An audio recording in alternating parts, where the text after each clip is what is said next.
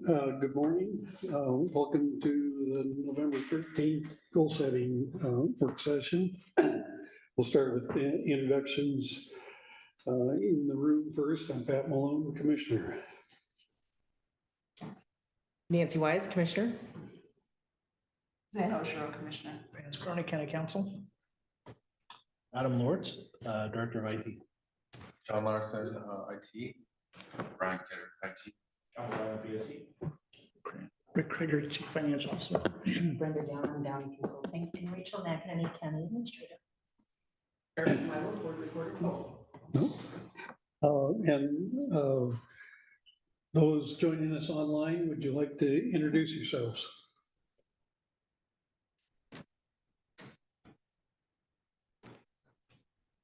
So that means you can't hear us. Morning, Cornelia. Oh, you're muted.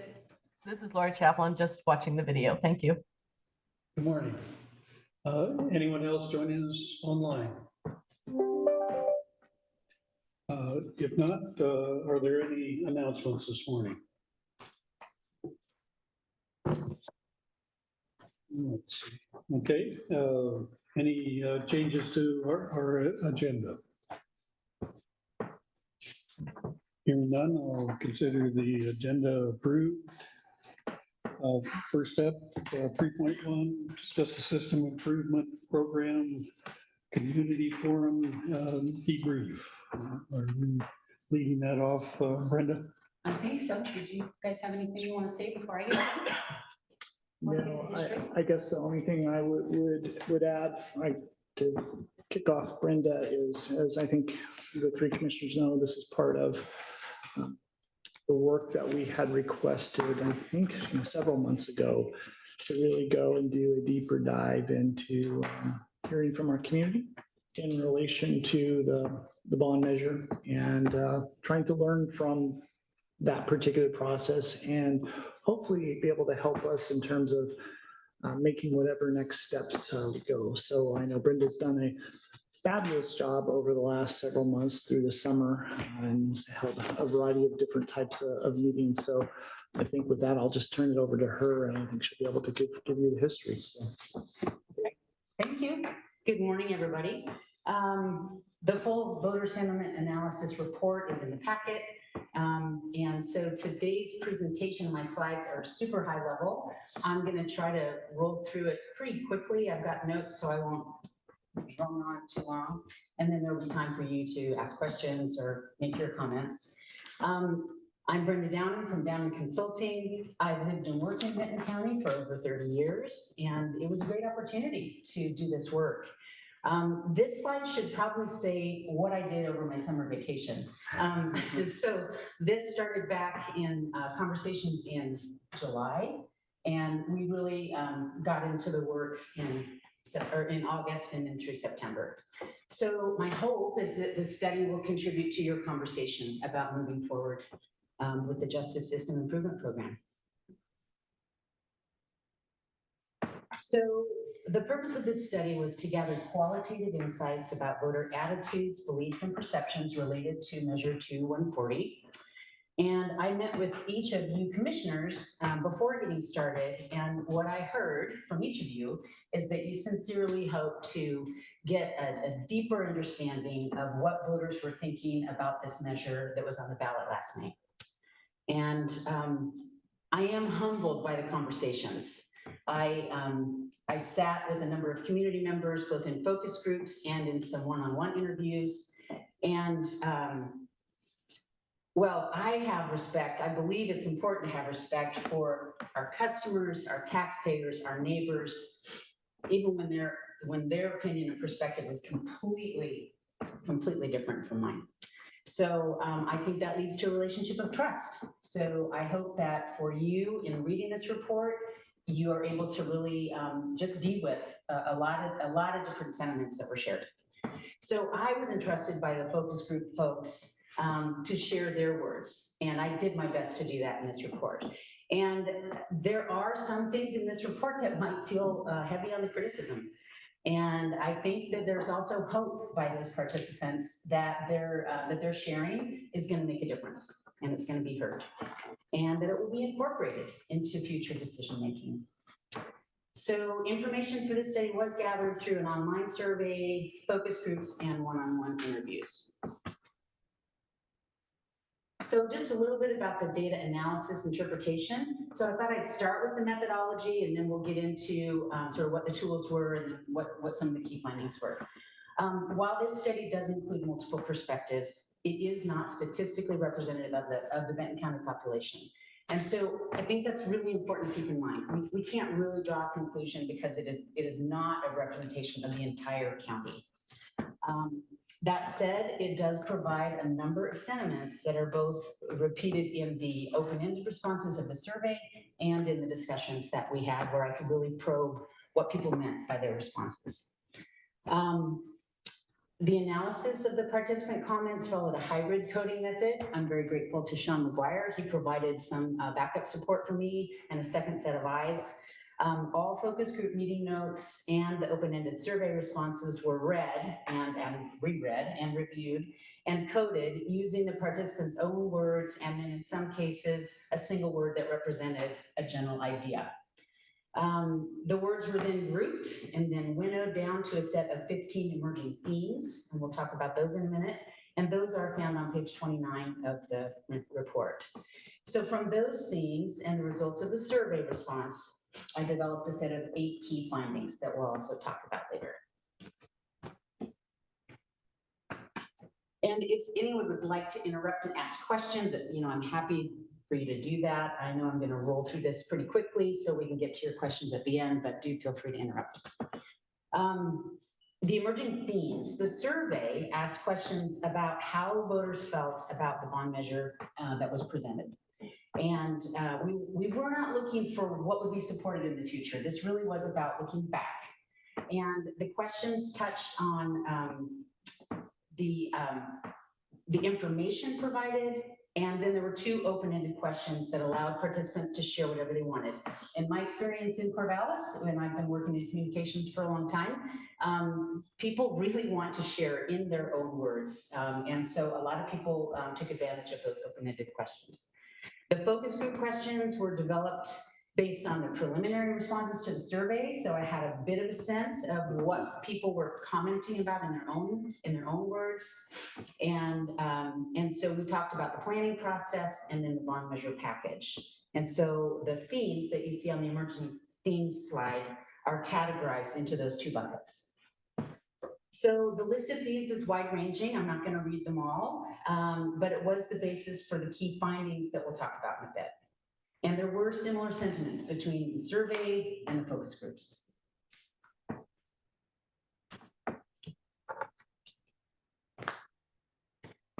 So the focus groups, there were 7 focus groups and 4 one-on-one interviews. Most of the focus groups took place in this room. There were some daytime offerings as well as after work hour offerings. And a couple of the groups had extremely divergent perspectives in the room. I think the largest group was 7 people, which with very divergent views was really challenging and also really fruitful. Every single one of those groups, those folks were very thoughtful and very respectful and really appreciative of being able to say exactly what they think. So some participants were skeptical about the purpose of the focus group and would their words actually be heard, and I assured them that they would. One of the groups talked about the need for more meetings like that. That they could really process out loud and that I could actually probe and we could just hear a range of views. The focus group discussion ended with the question of all the things we've discussed, what's most important to you? So we kind of circled back and I let people really think about what mattered the most. And, the themes that really across all of the groups, it was about the cost, it was about the complexity, comments about county leadership and communications, and those were the greatest concerns. Participants said what they expected to see on the bond and that they didn't see was an appropriately sized jail, whatever that means, and it means different things to different people. And an easily understood bond measure that clearly showed the need and then the cost and benefits. And it just didn't feel like they saw that in the bond measure. So all the focus group notes are included in the appendix of the report. I printed the report for the fun of it and just for my reference, and there's a lot here. A lot of this is the notes from the focus groups. There's a little bit of variation in the note taking. I had 4 different recorders at these meetings, and I really appreciate their contribution. So I was really able to focus on the discussion and sort of follow-up questions. So the survey was promoted through county communication channels. It was an online survey. It was available for 5 weeks from August 7th to September 18th. The survey questions, you know, deciding what questions to ask, immediately following the election in May, county started receiving a number of emails, phone calls with comments about, hey, I want to offer my feedback. So I compiled those. There were about 30 of those. And so as that information was sort of building, that is sort of where I came up with what kind of questions were we going to ask on the survey. So 479 voters completed the survey. About 51% of the responses were from people in the 55 to 74-year-old age category, and very high representation from Corvallis area. We did collect zip codes, and so 72% were from Corvallis and rural Corvallis. So definitely overrepresentation, but all Benton County zip codes were represented in the survey responses. So we can talk a little bit about the precinct voting and where those conversations really need to be had for future bond measures, but just, you know, transparency about that. The question asked about the respondents' vote on Measure 2140, or I'm sorry, the questions asked about how did they vote, what informed their decision, how did they feel about the information provided, and if they had any concerns. And that's where they could check off a number of boxes, or they could provide an open-ended response. So in the survey, 61.8% of respondents voted no on the measure, 36.74% voted yes, and a little under 2% didn't vote on the measure. So they voted, but they didn't vote on that measure. And the actual vote outcome was a 56.8% no. So we had a little bit of over-representation of the no votes. But frankly, it's the no votes that we really need to understand best. So I was pleased with that breakout. So some of the things that were highlights for me in terms of where people get their information, and this was my sense after living in Benton County for as long as I have, the voters pamphlet is, you know, definitely an important source of information for folks. One of the focus group members was new to Benton County. She was actually from North Albany, and she just raved about how amazing it was that the voters pamphlet is mailed to people. So this really is a powerful form of communication. But the county's explanation of the measure fell flat for a lot of people. It just didn't have the detail that people were looking for. And then conversations with friends, families, and neighbors were second at 62%. So this is a community that, you know, people definitely talk and find out what other folks are doing. And then in looking at the crosstabs by age group, those were the top 2 in all of the age groups. Local media ranked 3rd for the older age groups, but the 18 to 34-year-olds ranked social media above local media. And there was lots of conversation about local media and how important it is, how people feel it's going away, and how where people go for information these days. There's a lot of conversation about that. So communications and kind of breaking through that is a really important thing for the county to be thinking about. The new website is going to be helpful. Give people the new website. And then 43.22% of all the respondents were very dissatisfied or dissatisfied with the information provided by the county about the bond measure. And then 52% of those voting no were very dissatisfied or dissatisfied But even 29% of those who voted yes were very dissatisfied or dissatisfied. So I thought that was interesting. So I think that's a good stat to kind of think about. And then respondents were split on how they felt about how helpful the information was about explaining the purpose and benefits of the bond measure. And 55% of those voting no strongly or someone agreed that the measure was supported by credible and trustworthy sources of information. So there was definitely a vibe from the survey takers that this just didn't resonate for them.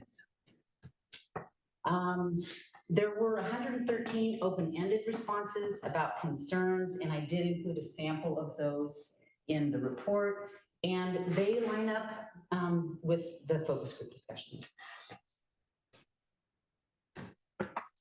So let's talk a little bit about the key findings. They are included in the executive summary of the report. That's on page 3.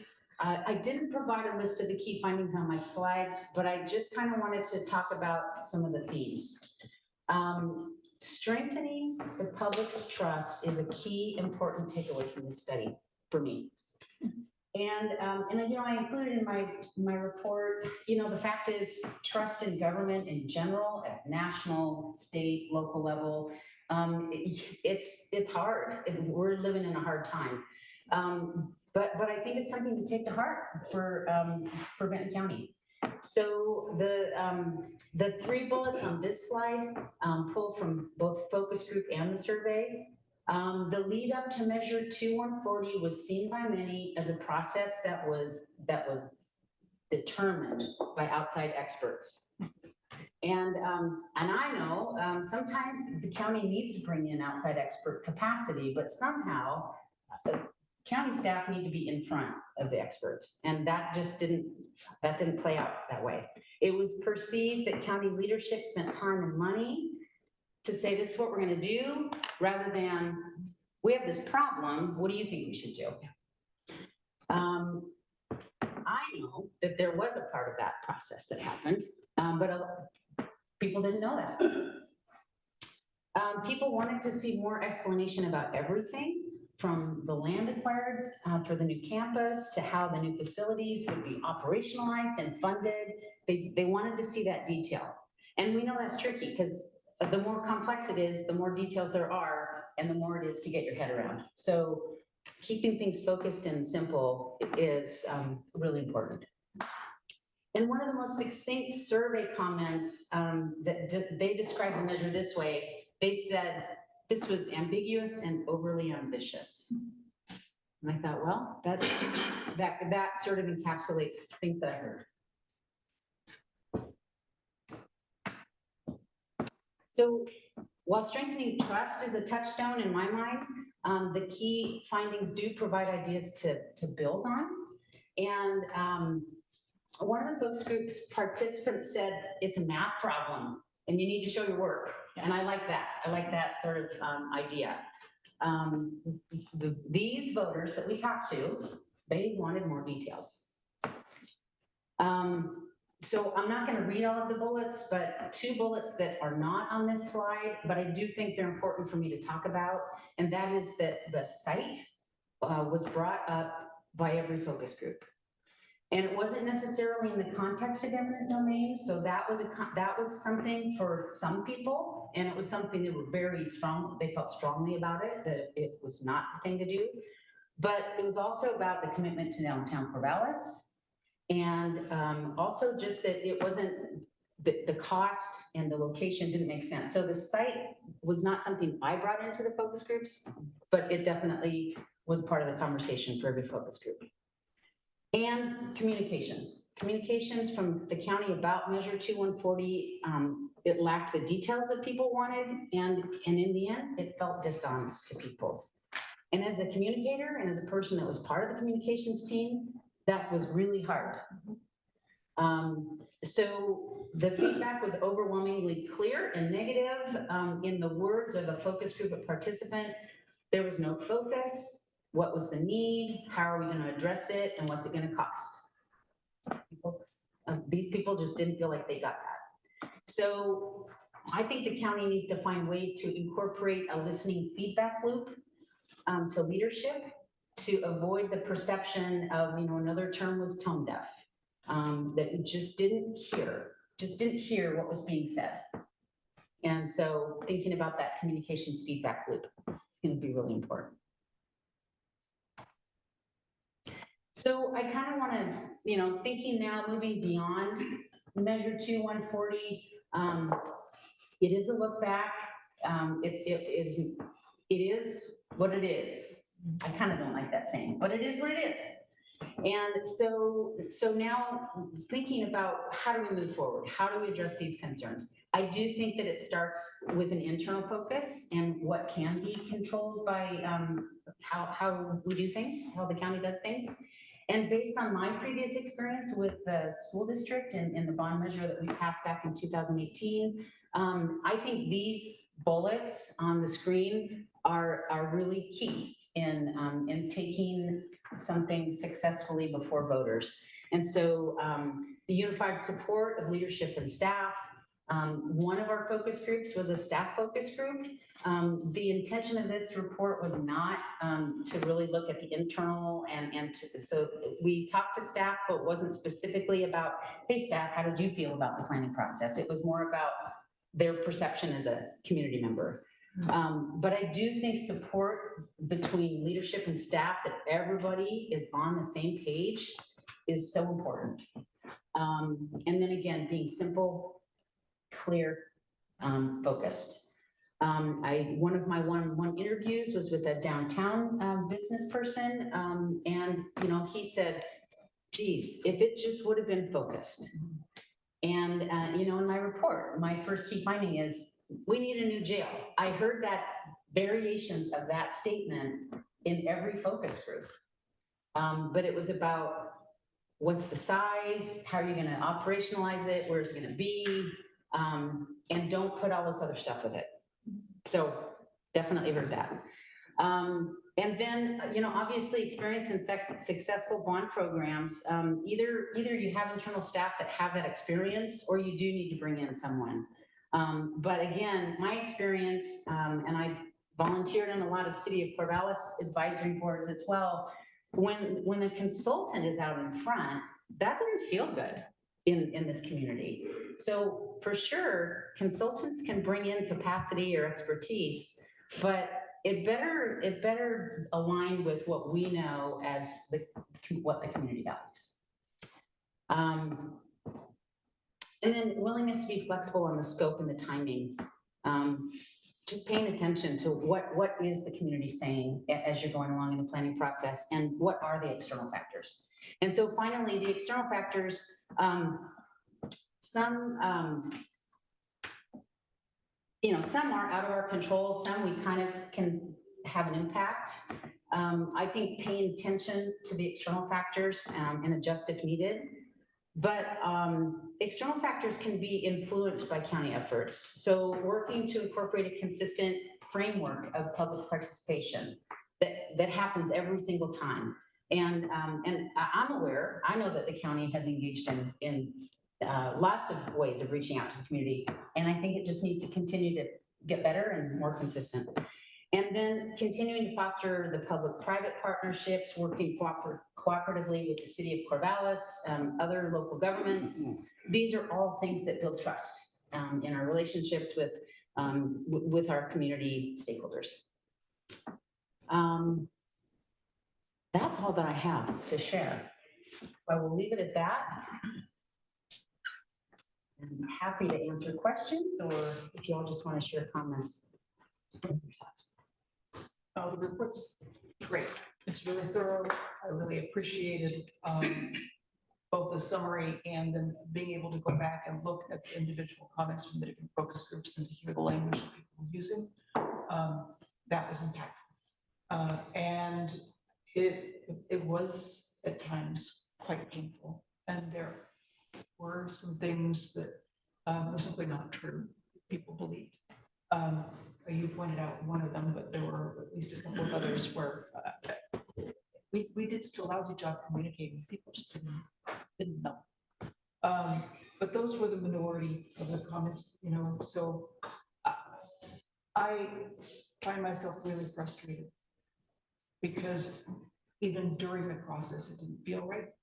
It was very clear we didn't have enough public engagement. We didn't have the right kind of engagement. This community wants to be involved in the decision-making process. We never went out at those different junctures before we had board meeting to make a decision to say, okay, what would you want to see in this bond measure? Or what size jail should we have?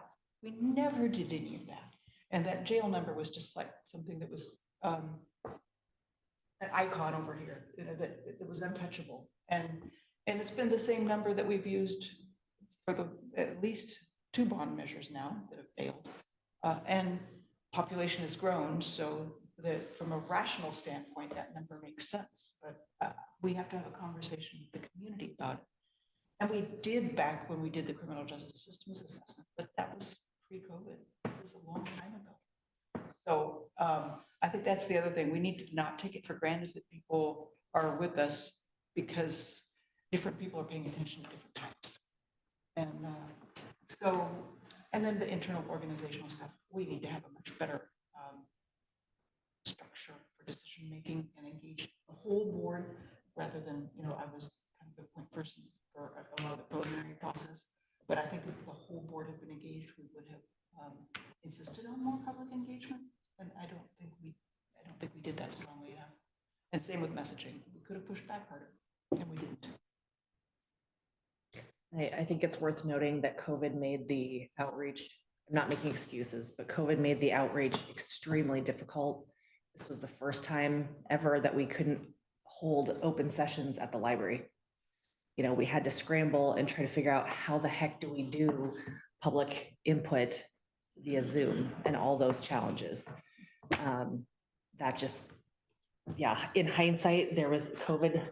What didn't COVID ruin, right? You know, but COVID was very impactful, and there was too big of a gap in between the criminal justice assessment, which was the foundation for why all this is needed. You know, in hindsight, we should have gone back and brought that up, resurrected it, you know, taken that out to the streets and then say, this is what we're doing about it. And yeah, we probably should have just hit pause. I know, see willingness to be flexible on scope and timing. That's so challenging when you have a whole community and so many jurisdictions that are all planning when they're going to renew their levies and go out for their bonds. And if you put 2 on the same measure, both of them are going to fail. We don't want to take the Philomath School Board's levy, you know? So anyway, I'm processing all of this. I'm very thankful for all this information. I really want to thank all the people who participated, even the people who gave hard to hear feedback, because it's needed. Just wanted to add that out of your survey, the 55 to 74-year-olds were the target of people. So we are not engaging a younger audience at all.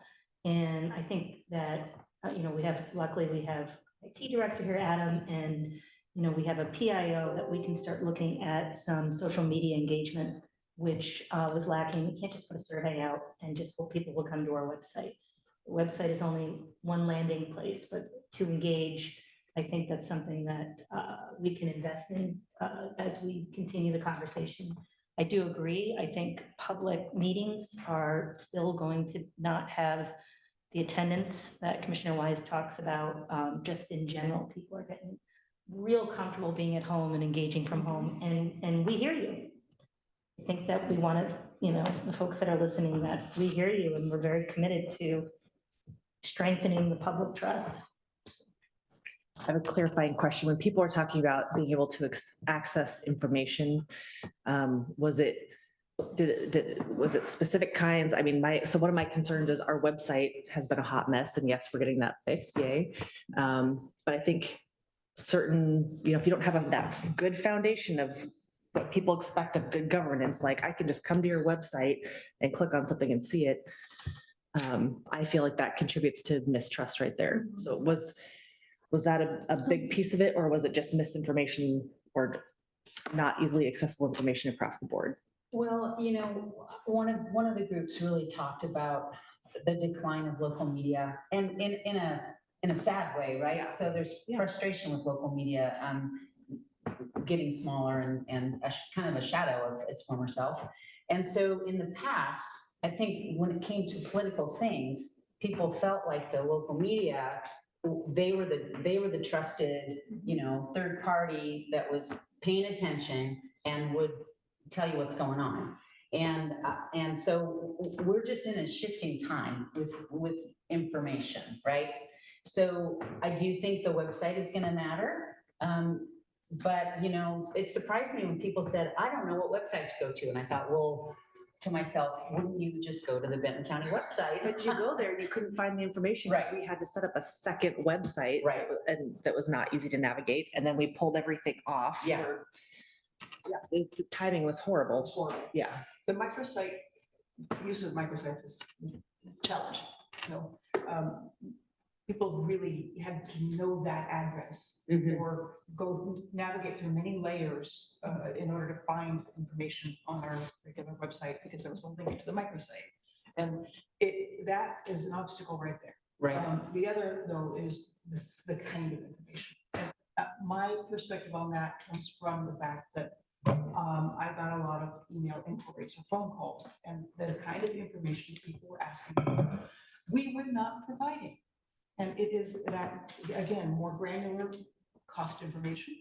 How does the cost of this jail per bed compare to jails cost per bed elsewhere? What do other jails around the state look like, and how big are they, per population, and what kind of services do they offer? Some people thinking that the fact that we wanted to incorporate more space for learning and mental health was a total anomaly and a Cadillac. It's not. That's going on all around the state, and even in counties that are really conservative and really frugal, like Douglas County. They have an incredible program within their jail. And, we didn't communicate any of that context or any of the actual cost information or we could have had a lovely graphic about the rationale for the 120 beds. It's all laid out in the assessment. I mean, We didn't do we any of didn't, that. yeah, we didn't. Yeah, and there was, so my perspective on the information question comes from the kinds of questions people were asking. And often I would ask staff and I would not get a full answer. So I couldn't answer. So, that makes us look horrible. And I will say too, I mean, I've probably said this before, but I had issues accessing the information. I repeatedly asked for the information to be in the packet ahead of time, and it wouldn't be. So we'd show up to the meeting and then there's the PowerPoint and then, okay, what decision do you want to make? And I repeatedly said, I can't make decisions like that. I need to see the information ahead of time. And then the presentations would not be emailed to me. They would not be attached to the minutes. So then that information's gone and I don't have access to it. So if I, as a commissioner, have a hard time getting the information, how the heck is community members supposed to get it? And yeah, I felt like it was a challenging structure with one commissioner on the executive committee. I felt like there was a disparity of information and knowledge. I often felt like, oh, well, that's just common knowledge. Everyone knows that. And I've sat here feeling, well, I didn't know that, So again, how's a community member supposed to know that? So. We could have done something, as simple as on one of our internal drives, had a folder that had all of the presentations related to the Justice Improvement Program in one folder. So all of the commissioners, any staff could go to that one folder and see what those documents were, the decision documents that we looked at over time. We do a lousy job with our decision tracking, and that is something that I think that we could really use some structural help with internally. Yes, and I think it gets back to, if we don't have the foundation of good governance of all these little things, right? If we don't have all the little things nailed down, how are we supposed to accomplish anything big? Yeah, the other, in terms of information too, though, is something that was brought up with respect to the exotic animal ordinance.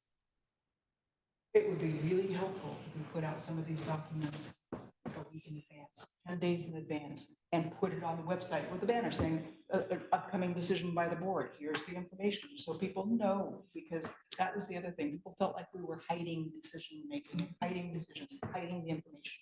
And It was not intentional. We were doing things the way we've always done them. And we were doing them the way we've always done them in an era when no one showed up to board meetings and no one paid any attention at that granular level.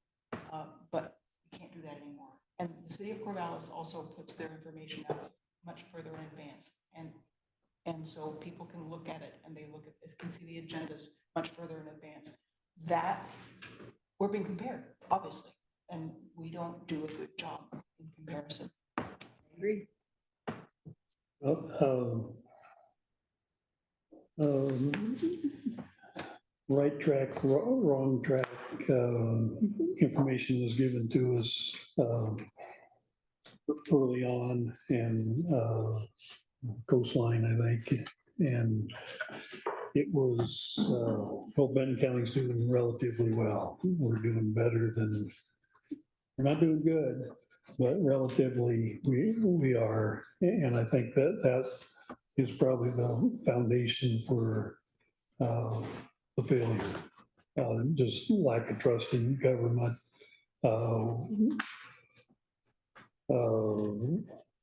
As far as communication, we could have done a little bit better. I'm thinking of the sessions at the middle school. At least in person, there was more staff there than public, or 50-50. I mean, those were expensive in terms of staff. Here's the information. Like we did postcards, March 20th or whatever it was, come on down, 20 people in person. There was significant online We had tech issues too. viewership, but as we all know, online, people aren't paying as much attention. Maybe on, but the phone rang or easier to get. So it's just a tough context that we were operating in. And that isn't easy to fix. I mean, that's the general statewide, countrywide, we don't trust you. I don't know what you do, but we don't trust you. And I think that showed up the endorsements. I mean, the endorsements couldn't have been any better. So, you know, I know a little bit about this, but who else is for it or against it? I don't think there's any significant people opposed that had very wide following in the county. And we had everybody. And it was, I don't trust them. I mean, I know some of the electeds, I know some of the nonprofits, whatever it was, I don't trust them. I have a little bit of information and that's what's going on. And and appropriately sized jail. I kept asking the sheriff, just trying to,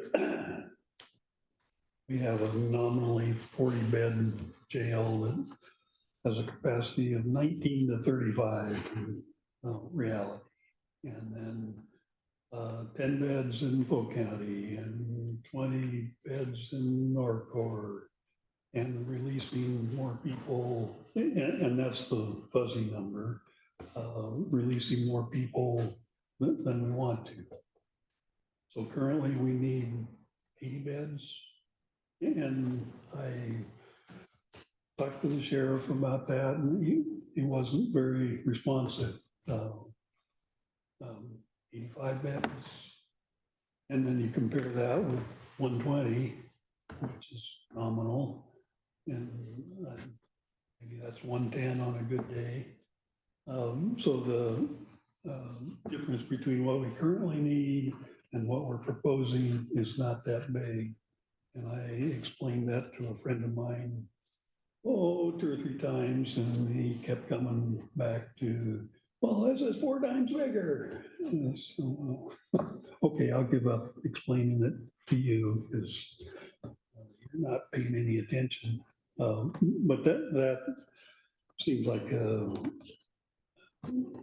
missed opportunity that what we currently really need, and it's a range, but I would guess it was 80 to 90. And so planning for the future, what this 120 is not,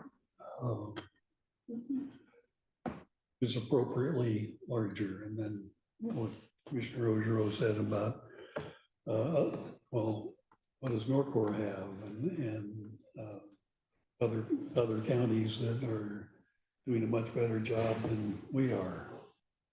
And staffing, I'm not sure that was explained. Just got a refresher on that. Current jail, small, but takes a lot of staffing because of how it's laid out and around the corner and versus a central station with pods going out from that. And I saw that at Marion County facility in Norcor, and well, that's how you do it. A relatively small factoid, but I don't think was in the campaign, is 5 beds, relatively small number that has positive air pressure, so you can put people that may have some illness that you don't want spread around the facility. And especially with the COVID experience, early fresh, oh, that's a good idea. So there were some missed opportunities. It's been mentioned, the Harry Basil Wagner era 2018, 19. The library was full. I mean, there was good, people were interested. This is the design phase. What are your ideas? Philomath Museum, 100 people, and COVID, and I thought we'd have more carryover from that to the vote, and I was wrong. And I guess the other thing to try to figure out in here, 2015, it was 48% yes, something like that. It was relatively close. And so we had serious slippage from, and that was a single $25 million, 120 bed correctional facility. And that one was winnable. By, if we'd done a little bit here and then over here. And in some ways, we did a much better job this time. Having the sheriff and Commissioner Ogerow out there regularly that we didn't have in 2015, as far as I know. I mean, there were some, but not this level. So I'll go back to people are grouchy, and I don't believe you. That's the kind of default position, and then go ahead, give me your best shot at convincing me, move me from I don't believe you to, well, maybe. That's good to know. That's our job, to overcome objections, right? And explain the information. And to engage people in a meaningful way. The 2 public forums that we had at the middle school, I heard some people say that, well, why bother coming? We're going to be talked to. they're not listening to what we have to say. They've already made up their minds. That's why we didn't have much participation. And I think we need to rethink the way we presented this whole issue and problem. And, you know, there's so much literature out there right now on best practices and so many good case studies, and we didn't draw upon any of it. You know, I read all that stuff, and so do a lot of our community members, but it did not show up in any of our materials. I do want to give credit to Commissioner Ojo and Sheriff Van Arsdale, who went out tirelessly. I mean, how many presentations did you do? Like 100? It wasn't that many, but it was at least, 30 some. Yeah. I wouldn't be surprised if it We was more would- like 50. Yeah, we would have done more. You know, we were, Yeah. and we said to every audience, we will come talk to you, no matter how big or small your group is. So we tried. Yeah, I sat through several of them, and I think it's just the message was so complex and there were so many moving pieces that it took, having to sit and listen to an hour presentation to kind of understand. And when people had the understanding, they went, oh, okay, and they were supportive. But you can't do that for every single voter. So I guess, I wanted to add that it was post school district bond. So the bond had already been supported, but the projects were happening, and College Hill, which is a historic neighborhood, the Harding Center College Hill building, there was a plan of how they were going to do that. And the required neighborhood notice went out, and the neighbors were really upset. And so the planning team, the district team, said, okay, what are your concerns? Let's have another meeting and let's see if we can fix it. Can we do it differently? And in the end, they were completely opposed to anything happening to that historic building. But we heard their concerns, and then we said, okay, wait a minute, can there be a win-win? And we went back and they were like, you got it. Yes, we love this. We love this plan. And I don't think that our community had an opportunity to really weigh in when we were a little bit closer to the final package. I think people weighed in 2018. But I agree that the sessions at Linus Pauling were more of a show and tell. There were some questions. There was an opportunity for questions, but not really an opportunity to say, can you do this differently? So I do think that's where that feedback loop needs to happen in the future. And that there is a framework of public participation that we all know works in this community.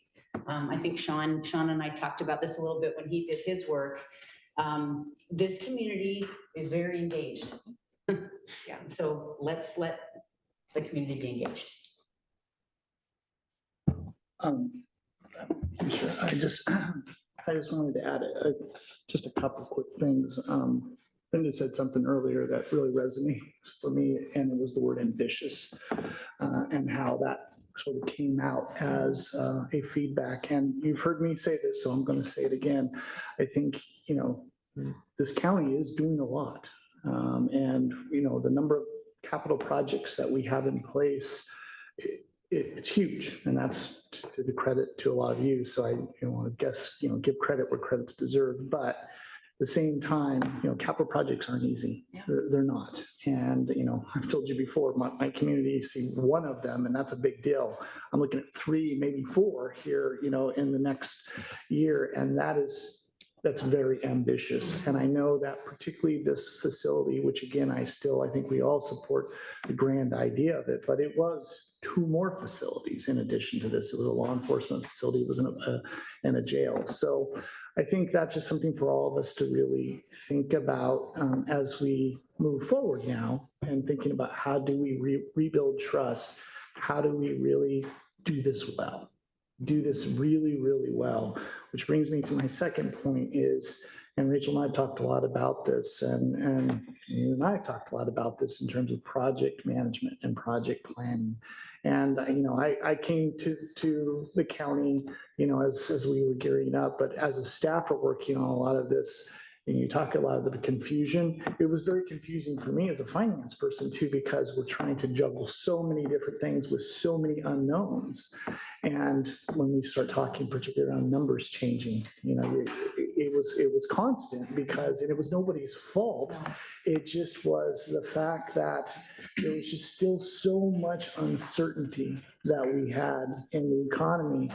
And when we're only, a year away from having to put, out a bond measure, it felt really, really rushed because it felt like we needed to have some settling down. So I always try to think, how do you take a negative into a positive? And so for listening to this and thinking about going forward, the theme of how do we rebuild the trust? I think you all have talked about communication. I think it's incredibly important. I think project management has to be something we really invest in. You think about 3 projects that we have in place and they all have different project teams. So how do we start to maybe bring that together a little bit more and really have some quality oversight going forward. So again, last thing I would say, again, I know these reports are always difficult to say, but I do want to go and always find the positive in things as well. I think there was a tremendous amount of effort put forward by many. Obviously, there's things that we can learn from this. I think that's what we need to turn our attention to now. But I do want to give credit to you as the 3 commissioners. I know you all work tirelessly on this. So, now how do we recalibrate and really move forward move in a positive note? How do we move forward? So that was it. 2 things that come to mind in response. Thank you for saying all of that. Rick, you mentioned how we have a lot going on right now. And I think that's a common trap that elected officials can fall into because it's like, oh, what cool ideas can we think of? What can we do? It takes, planning takes a few months, and then the execution is what takes forever. So, and as staff is, pushing forward our objectives, then we run the risk of being back here going like, what else can we dream up? What else can we do? And just trying to push out too much that we don't have the capacity to do. So just trying to be aware of that as we plan and look to the future. I do have some ideas about how to rebuild trust. It's gonna take a long time. It always takes longer to build back trust than to lose it. I think a good place to start is to look back at the surveys that we did where people prioritized what's most important to them and listen to what they said is most important and focus on that. So that was housing, homelessness, and mental health, if I'm remembering correctly. I saw a nationwide survey several months ago that also said #1 in America's, worried is homelessness. So I think if we make some really big, purposeful efforts to address those things, that would be a good first step to earn trust, hopefully earn trust back. I have a couple of comments on that in particular as well. Housing issue, I think that there's still a lot of confusion about whose roles what, and for a lot of the housing decisions, it really is our cities that are responsible and not a county. Homelessness, we've clearly taken the lead and we have the capacity. It's our coordinated regional office that is doing the lion's share of that work in partnership with cities. So I think that we need to educate people a little bit more about the relative roles there, because that gets very confusing to people. I agree, we need to make strides. We need to make a difference. That will help. Likewise with mental health. I think what's hard for people to understand, and the people that are providers in the mental health community understand really well, is that a lot of times you have to become justice involved in order to get mental health help. It's just the way the system is working right now. It's so incredibly broken. And especially if you have extreme problems, if you're a really high needs individual, you're much more likely to get the help once you become justice involved. That is a problem. Most people just don't, understand that. So the behavioral health system and the justice system are unfortunately linked at the hip. No one wants it, but that's the way it works right now. In terms of building trust, I think the other thing that we can do, and it did come up in at least one of the focus groups, was that we can start saving again and actually contribute some general fund dollars directly to the next jail project, so that we have our own, already earned taxpayer money to put towards it. I think that from a staff perspective in particular, that would be really important. That's what I've heard from people, that it really is, putting your money where your mouth is, and in indication of priorities. So I think we need to, take a deliberate strategy to move in that direction, which will mean some other priorities have to slip a bit. So that's the kind of decision I think we need to make. Me as just one commissioner, I would like to focus on, I think that's a great idea. I would like to focus on, so we have the crisis center opening or underway, we're gonna open, yay. Our children and families' mental health situation, I think, is the next one.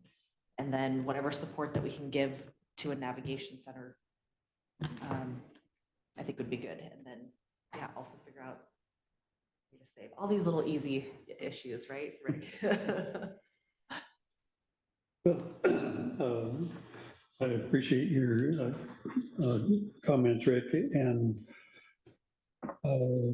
thinking about the actual projects that we have either under construction or getting close to construction. And it's a question, wondering how actual building and performance will impact the public perception. I think there's a good possibility that, well, just thinking about the crisis center and, oh, we've got a nice fence around this whole gas station. Are they really going to do something, or is this going back to lack of trust? Get that one moving, the courthouse, and I'm cautiously optimistic that that will help our standing in the community, saying we're moving forward. These are the pieces that we have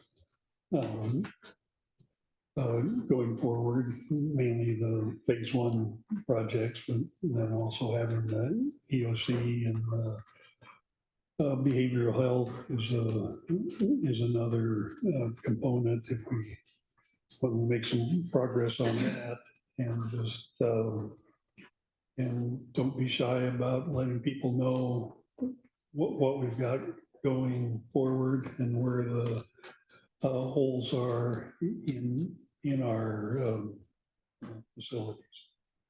But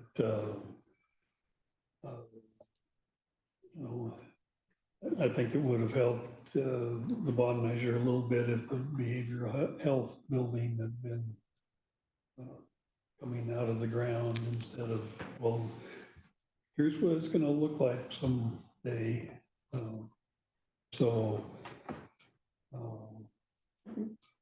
It is an exciting time. This is the largest facilities building in the county's history. And we're right in the middle of it. And you mentioned project management, and I think that's something we can look at going forward. We need to, because a lot of moving pieces, and at times trying to do that in-house may not be the best way to go forward. But I think one theme that Brenda had was last May's bond measure was too complicated, too many moving pieces. They were good moving pieces. They made a nice package, but when almost 60% of it is the correctional facility, and you're talking about other pieces. I'll defer to you, Brenda, but, well, I like some of the pieces in there, but I don't like this one, so I'm voting no. Versus, going back to 2015, and we got 48% yes. Couple thousand votes, no, it wasn't that many. I voted yes. 500 votes, like I said earlier, real doable. So taking that and saying, okay, simple and explaining, even Douglas County is doing better than much better than we are. Or list other examples of doing better, but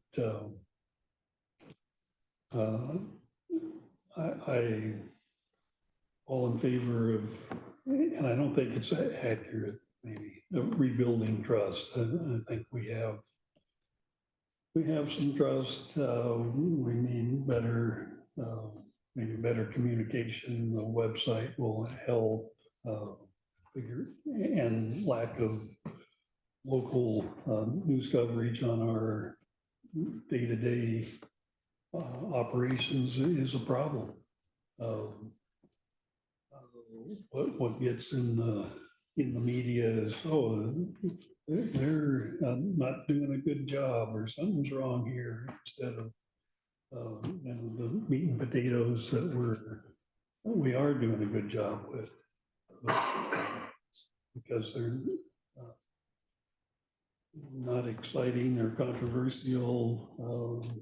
A lot of our community doesn't know about it, and that's a struggle, and that's with us.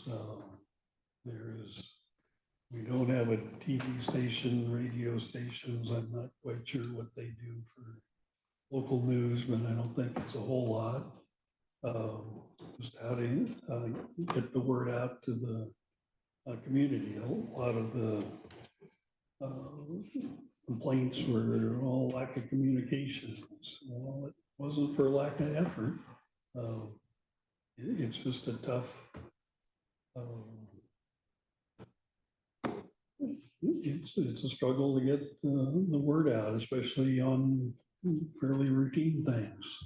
That whether it's what we're doing with our budget or projects, or a lot of that isn't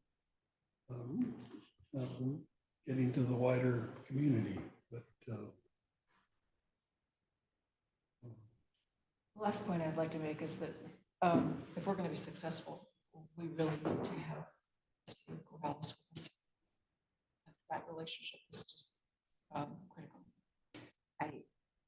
They have so many facilities that they need or would like to work on, that I think getting them, I feel like they view our new jail facility as a competition to the facilities they need. I don't know how to overcome that. It's obviously worth noting that 60 to 70% of the people in the jail are from Corvallis. But from where they sit, yeah, it's a challenge. Yeah, it's a joint facility. It's not, it serves Corvallis at least as much as it serves the rest of the county. And that's a challenge. But I still think that we need to be talking about the fact that it makes the most sense to have a sheriff's office adjacent to jail, and there are so many.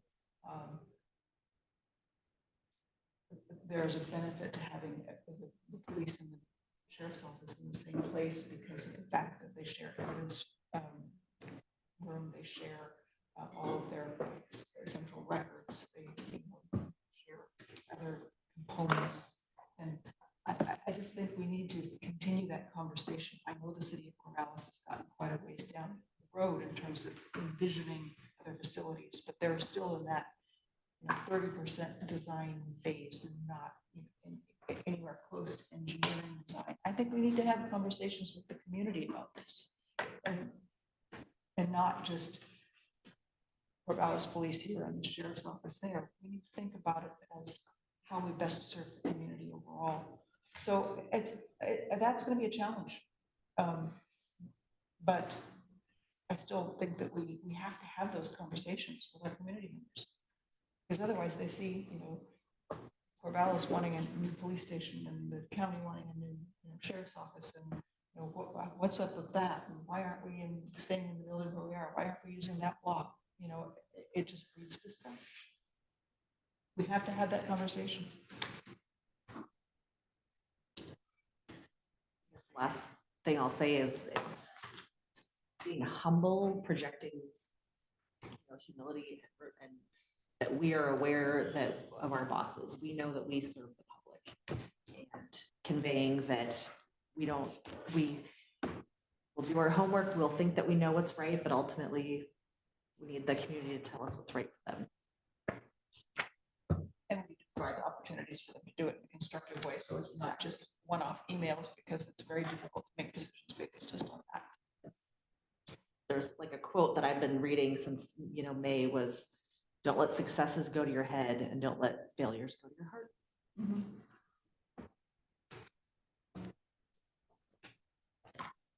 Well, appreciate the report, Brenda, and I assume we will have further conversations how to go forward.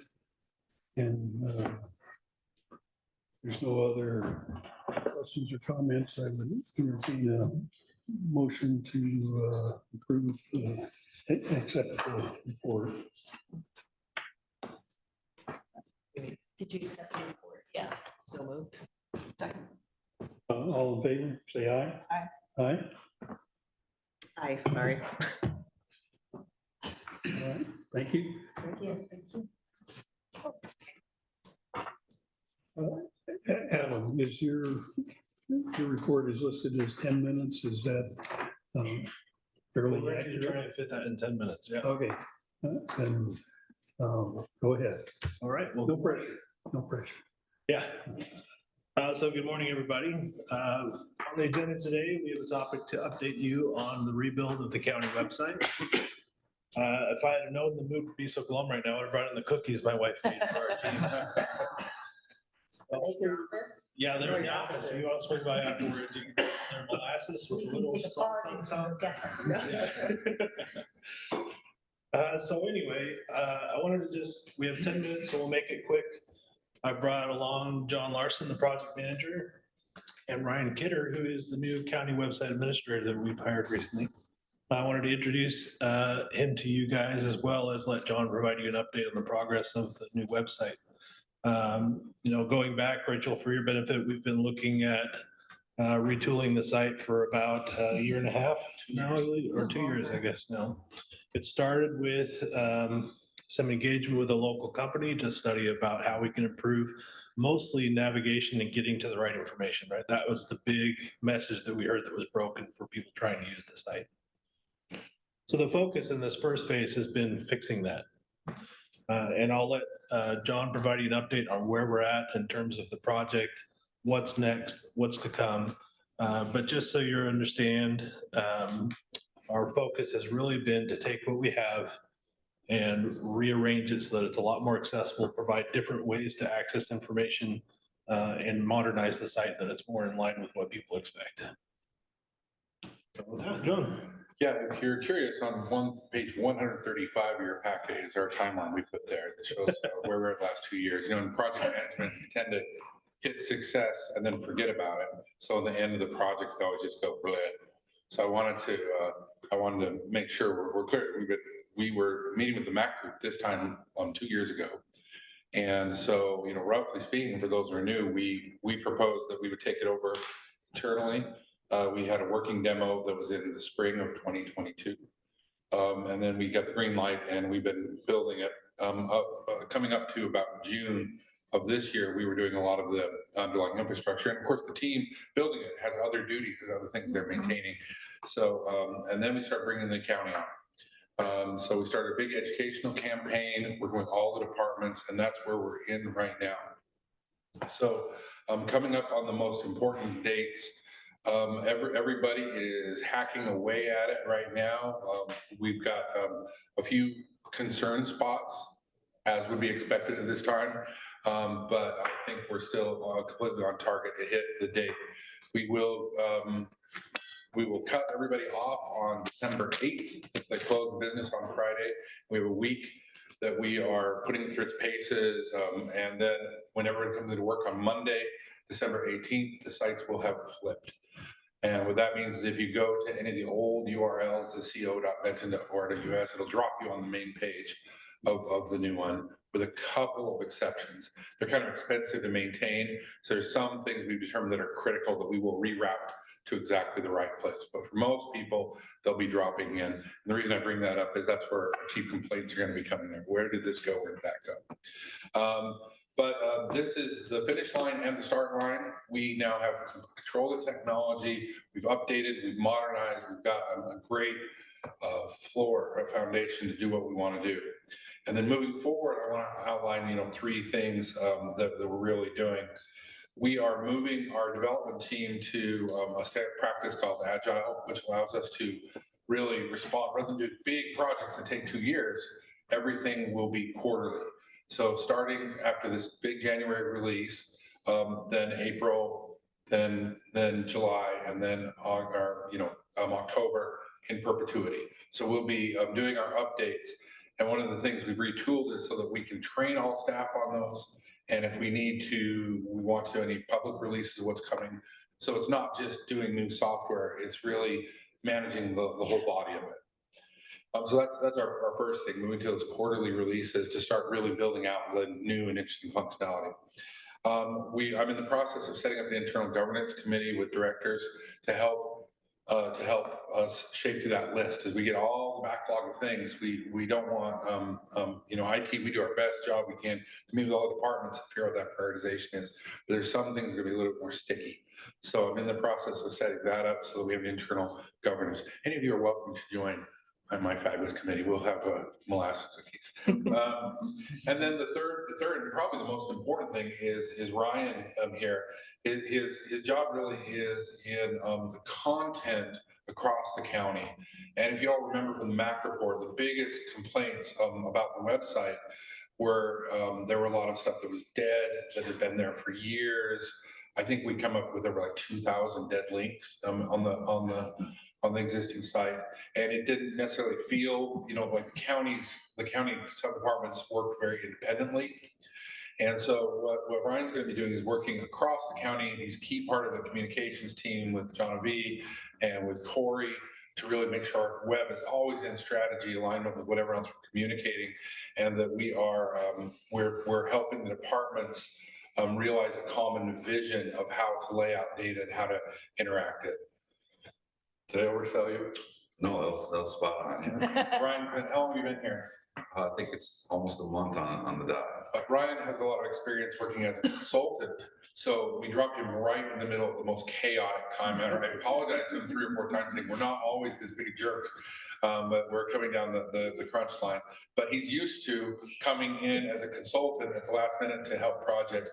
And from, I think, the first hour, Ryan has been showing his worth, and he was a fantastic hire. He's already given us a lot of value, already working out with the directors and helping out immensely.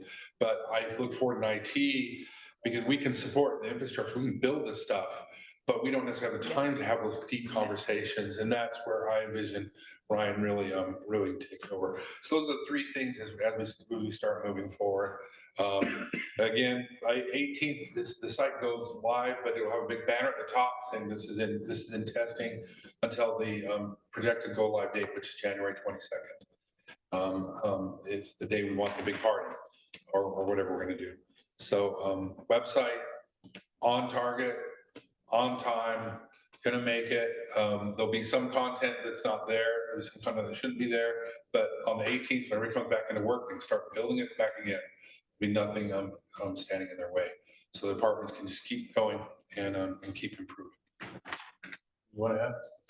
I'm excited to be here, and thanks for inviting me this morning. one of the things that inspired me to take this position was, the ambitious, that's a theme for today. The ambitious commitment by the county to do what I've seen. I got some folks in my network in the Twin Cities in Minnesota working for the city of St. Paul, and it's really cool to be among sort of the first like serious commitments in local government and other government agencies to start prioritizing citizens and keep them at the center of technology. So there's a lot of opportunity. It's a lot of work, but it's really cool to be kind of at the ground floor of building that team and those technologies that are really going to make a big impact. All right, that was our elevator pitch. Thank you. I appreciate that, you talked about the banner saying work in progress. That was my concern, is just letting people know that there may be some glitches, but at the other end of this, we will have a much better user-friendly, however you want to put it, but I think there always are glitches and things you didn't see, and I think most of us are used to that concept when you do it, any kind of transition, big upgrade, there's going to be glitches. I mean, that's guaranteed. For sure. And what the team is set up, so we will have a daily meeting starting on the 18th to discuss all issues found, and the media resolution will just keep that going until we don't need it. So. Can I get one of those banners for my office door? Yes. Well, not to start talking about features, but we have 3 levels of banners now, and we can set them up on a sub-department or countywide. So you guys will have access to send those, then individuals have to dismiss them at least once. So they have to acknowledge them. So for example, there was a fire evacuation, we immediately have that level of banner that could go up. So that's just an example of where the site has more control, both for the directors and across the county to communicate issues.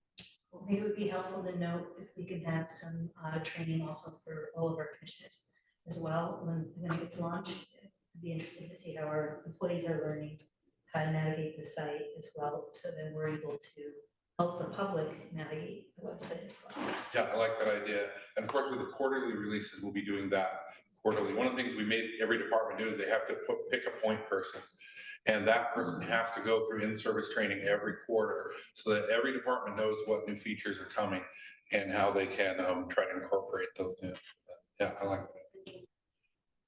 I'm excited. Thank you very much. And as heard before, I mean, I know that, all the work that you guys do, all of the website, everything is such an important foundation for the whole county. It's super important. So thank you. I'm excited. And we've been talking about this for way more than 2 years. Yeah, It's happening. your project management role was 2 years old, but it's been conversation ever since. Well, I remember Lilia, who I think left us 2 years ago, was pushing this project. So it's nice to see that we're close to the finish line. Yeah, we're very excited. I think a lot of the problems, it's not just about the design of the site, it's the design of how we organize ourselves and update the site. Yeah. I think some of that was taken for granted in the last iteration. Having somebody like Ryan on board to help us stay organized, keep that engagement going with refreshing the information on the site is the key that we were missing. Yeah. So pretty confident we could have a much better tool this time. And something that's going to set us up to really pushing citizen engagement to our website, which is massively lacking at this point. So we're going to really work on taking every counter at the county and making a virtual counter on our website, right? That's a big goal of ours. If we have that kind of level of engagement on our site with what people would normally come to the building for, then when we're looking at doing things like setting up another bond measure, people are more naturally going to traffic to the website to get that information. One of my pet peeves has always been the access to information about our different advisory councils, and some of them have websites, some of them don't. Some of them have minutes that are up to date, some of them have minutes that are 3 years old. That's a, Cringeworthy. yeah, that's big for me. I would like to see all of our minutes, recordings, all that links, just easy to find. I'm a member of the public and I want to come here and say, oh, I want to go to Historic Resources Commission and find out what their public hearing was last month. And, it should just be that easy. So what we've architected is that those kind of things roll up. So all the minutes, doesn't matter which department is running a meeting with minutes, there'll be a place you can go in the central and see all the minutes. You can see all the board meetings. You can see all the calendars. So we built that structure that'll really start rolling out in April, that functionality, but we built that structure in. So that, if an individual department posts a bid or an RFP, we still have a central place to see all the RFPs, for example. Awesome. And I think you already asked this, but are we gonna have one calendar that has everything on it? Yep, same principle. So you can go to the main calendar, and then you'll be able to select which calendars you care about, and then we'll use them. Theoretically does now, but doesn't. Right, Yeah. right. Yeah. So I don't know how you looked at the front end of that one much. I know it's on his list. Okay. But Trust you. the important part was the architecture of it, which is, again, the sheriff's office can set up their own calendar, but then we take all those items up to the main calendar and then we start filtering them.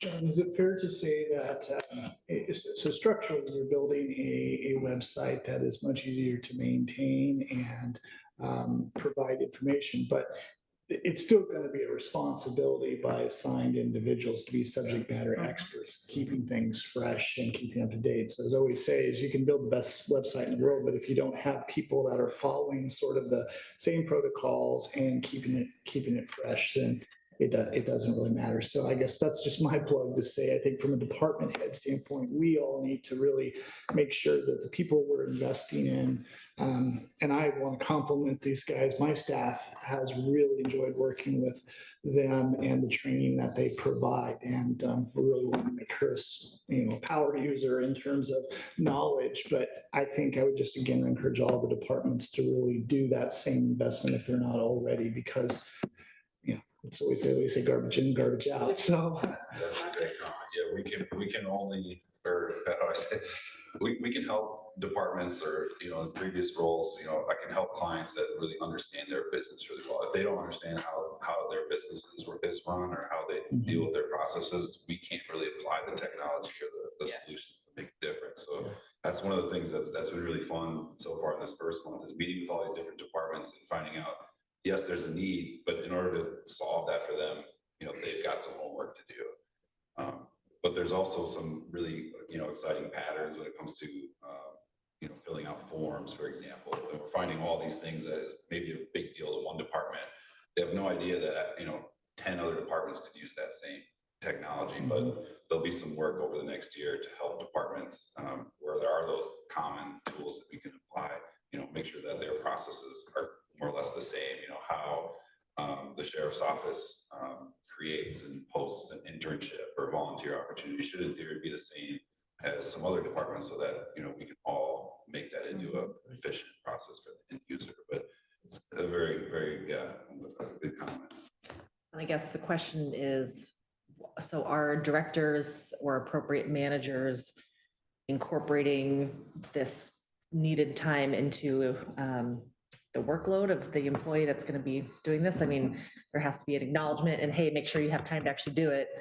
And time is always a struggle. I can speak for all the department heads. I can speak for my department as it relates. I mean, we are building that as a responsibility with our administrative assistant, that she will be the person. And then I'm also looking at how do I build backup in case, she were to go away. So I'm assuming everyone else is probably doing that, but if not, then I think that's something we're going to have to stress a lot to make sure. Yeah, it's definitely the ask. And one of the challenges we've seen in the past is that that role isn't necessarily looked at when we go through the hiring process. Yep. Technology Yep. is sort of backseat. Mhm. It needs to be front and center. Yep. So that skill in the county needs to be hired in at a level that's, capable of taking on technology as tasks just as well as they would take on administrative tasks. Have most departments, all departments identified the point person? I think most have, and I think, because we've gone through that process of the education and the classes and stuff, And I think most have followed finance and somebody has emerged as that person. But we've uncovered some of the departments that struggle with recognizing that if the web is a part of their strategy, in my mind, it should be, that they have to have somebody who is trained and who's thinking about things that way. And I think we probably moved, 10 years ahead in this past time because they had to rewrite it. So, but now as Ryan goes through, the goal I've set for him for this next year is to meet with every department in a non-trivial way, to go through their content with them. And I think they're all learning that lesson, but some of them will probably come to you in the future asking for more money. It's just. Yeah. Well, I also think that, again, to Adam's point, it's probably going to require some rewriting of job descriptions and some, which means reclassification and all of the stuff that's attended to that. So just want to flag that as something that is an issue. Yeah, in general, I think we don't modernize our job descriptions until we lose that wonderful person who worked Exactly. in that position. So just in general, as a heads up, it'll be something that all directors have to refine and see what worked in the position beforehand. And then it's just a little extra work, but you can get a lot of benefits, especially as our workforce is getting younger. When we have an open experiment going and probably about budget time, we should be able to come to with what our recommendations are. Since, Ryan sort of sits in a centralized position, some of the departments may not have the expertise to each of them hire somebody that we might want to instead have one or two more people centralized. I don't have the numbers, so I can't make a case at all, as opposed to having each department try to get somebody up to speed. Yeah. We can, but so that's what I think we're positioned right now to be able to really watch and see who's struggling and where the problems are, where before it was just kind of blind. We couldn't necessarily see.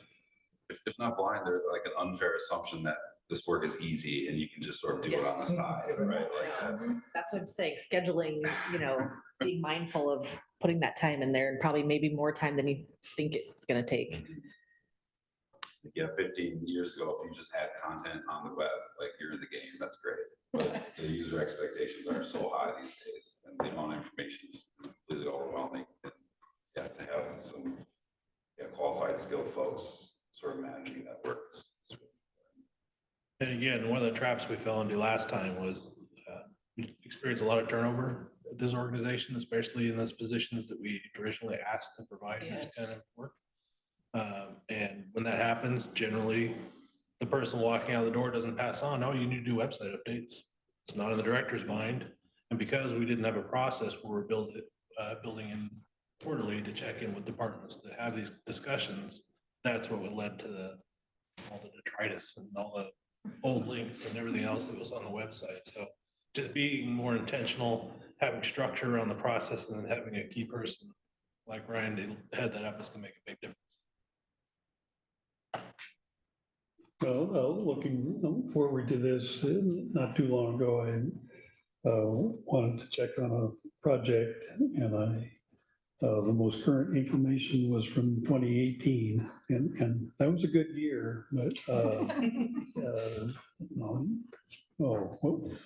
as a community member, so well, that's kind of disappointing. I'm pretty sure something has happened since then, and why isn't it? If you could put 2018 on there, why couldn't you put something fresher? And so I think this will. I'm glad you were in on our last discussion and just trust from the community. Where do I get information? And I think this is a big step. And going back, this is way more than 2 years. This was pre-pandemic. We were started this discussion, and then I think we got busy or something happened, and so it wasn't a priority. But glad we picked it back up, and looking forward to having a shiny new website, and really appreciate Ryan, somebody paying attention to it instead of, yeah, well, 2018 was a good year. That's anything else? I knew this would take more than 10 minutes. We can try. So, thank you, and we will take a break, a 10-minute break or less. And come back with, talking about the Hope bylaws. I don't know where that came.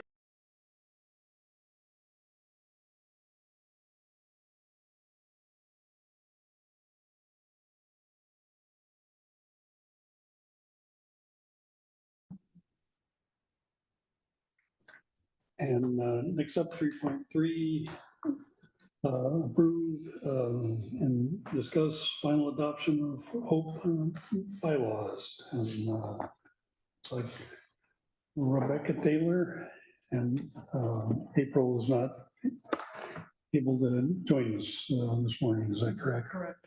Okay, take it away. All right, well, so this is just follow up from the two previous meetings we had regarding the Hope bylaws and the other governing documents for the Hope Advisory Board and the Coordinated Homeless Response System that includes the office, which is staffed by county staff within the Health Department. So the purpose of these amendments were really to integrate the new structure provided by House Bill 4123 for that coordinated homeless response system, and acknowledge the partnerships that were recently formed in implementation of House Bill 4123. So we brought to you last time on October 24th, the draft amendments for your approval. We integrated the feedback we got from you and feedback we received from the city and CSC. And now we have before you the final draft of the Hope Advisory Board bylaws with the memorandum of understanding for House Bill 4123. In reviewing the intergovernmental agreement between the city of Corvallis and Benton County for the funding of the Coordinated Homeless Response Office, it was recommended by city staff that we don't amend that at this time and do it at a later time. It is possible that we need to add some clarification into that intergovernmental agreement, specifically around cost operation of the office and various things like that as we move forward. But the focus of today's meeting is strictly on the Hope Advisory Board bylaws and the memorandum of understanding with the changes as described. So this is really just an opportunity to see if you had any other requested changes to these, and then seeking a motion to either accept these or have staff amend accordingly. I was fine with these, other than the fact that, as I pointed out by email, the signature lines don't reflect current chair. Oh, they do now? No, they don't. No, yeah, the And previous, Nancy's last name spelled wrong. she is wise. Disagree. Yeah, so I'm gonna have to check to see because we used some templates from previous ones. So I'm hoping that we don't have a signed version out there that has it spelled incorrectly. However, we're going to change it now, so it'll be I correct. think I would have caught it when I was signing. Okay, it. all right.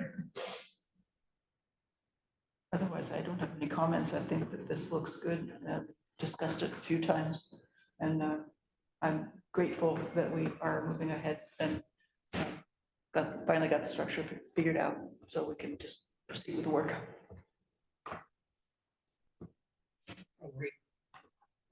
Question, you mentioned CSC and I see they have a couple duties. Could you elaborate on how CSC fits into this effort? Yeah, so first of all, their previous to House Bill 4123 Community Service Consortium had a role representation on the Hope Advisory Board.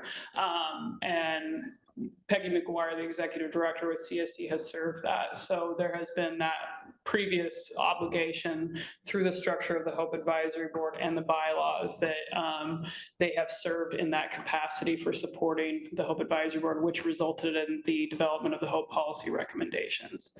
In addition to that, as you'll read through the memorandum of understanding, they have very similar, if not closely identical, roles as the member cities to the House Bill 4123 Coordinated Homeless Response System, which includes supporting planning meetings that are applicable to the implementation of House Bill 4123, and then appointing representation to the Hope Advisory Board Executive Committee, as we have integrated the executive committee with the requirements of an advisory board that are dictated in House Bill 4123, which were slightly different than the existing executive committee.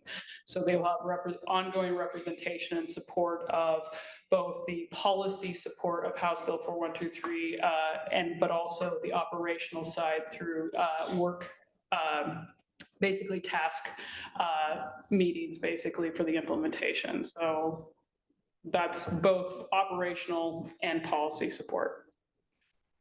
Thank you. Any other questions or comments, or I would entertain a motion? Move to approve the proposed changes to the Hope Advisory Board bylaws, Coordinated Homeless Response System MOU, and the Coordinated Homeless Response Office funding IGA. We are not doing Minus IGA. No, sorry, yeah. The amendment accepted. Second. All in favor of the motion, say aye. Aye. Aye. Motion carries. Appreciate the succinct presentation this morning. Anything else on this topic? I guess the only other question is that IGA, we are anticipating that there will be some sort of a cost share with the city of Corvallis. Do you know if we are going to ask any of the smaller cities to contribute at all? So one thing we need to truly understand is what the membership of the coordinated system ultimately be. And I want to make sure I use that phrase system and distinction from the office. So there's the work of the office right now that is really focused on the implementation of House Bill 4123, which is, a strategic plan at this time, evaluating a comprehensive system-wide strategy to address homelessness in Benton County, but also looking at what internally as a county we can do across all departments as far as the prioritization of a response to homelessness. When we're talking about the commitments and membership of our partner cities, you have right now what's articulated in the MOU, which is really supporting the executive committee in support of the Hope Advisory Board. We haven't convened yet with this new structure. We've convened one previous meeting with our partner cities and CSC under a different structure, and talked about and speculated what possibly this committee could serve as far as the distinctions of, say, more of our urbanized city like Corvallis, and then our more rural communities, and how exactly does the resource of the staffing at the Coordinated Homeless Response Office support those cities, and learn about what that really looks like as we understand the scope too of what the work that the staff in the coordinating office themselves do as well. So, understanding homelessness has a wide range of factors that are contributing to it, and understand what one of the capacity of staff, and then the scope of that, and the scope of the county leading whatever that conversation is. So as we look into actually convening under this new structure, which I imagine come January 1st, we've already prepared our existing Hope Advisory Board and Executive Committee for these changes to have representation from our city of Philomath and City of Corvallis and CSC on that Executive Committee, to understand and start to discuss what really the role of that Executive Committee will be now that we understand its integration into House Bill 4123.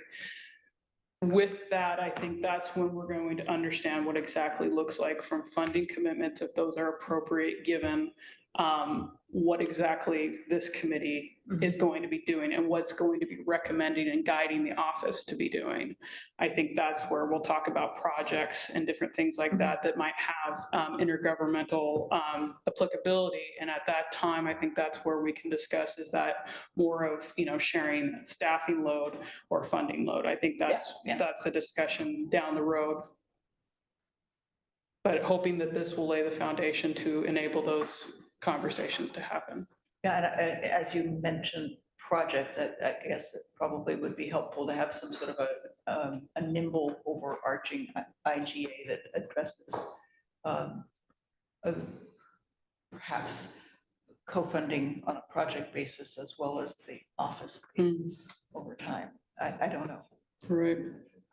I do appreciate the word nimble. That is something we're trying to embody in a lot of the projects we're looking at, because the funding landscape and even our knowledge of the system is changing sometimes on a daily basis. Yeah. So being able to create enough structure to guide us, to keep us moving forward, but also not to put us in a position, that is distracting us, or not, I don't want to use the word distracting, but pulling resources, for example, the work just to amend these bylaws, for example, and great work needed to happen. Just how can we leverage the staffing resources better by making sure our governing documents are not holding us to, specifically in a position that we need to be able to move out of.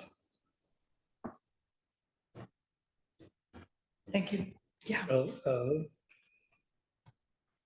I think Benton County's in relatively good shape. We're fine tuning our structure rather than having to start from closer to zero. So I think this worthwhile effort, and glad we were moving along this path before House Bill 4123 was passed. So I think we did relatively well on that. So, and appreciate your efforts, your team's efforts in getting us to this point, and looking forward to defining our relationship with the city of Corvallis, and just how to move this effort going forward. So. Thank you. And I would say that much of the reason we were prepared is because of the commitment of the community, especially with their participation in the Hope Advisory Board.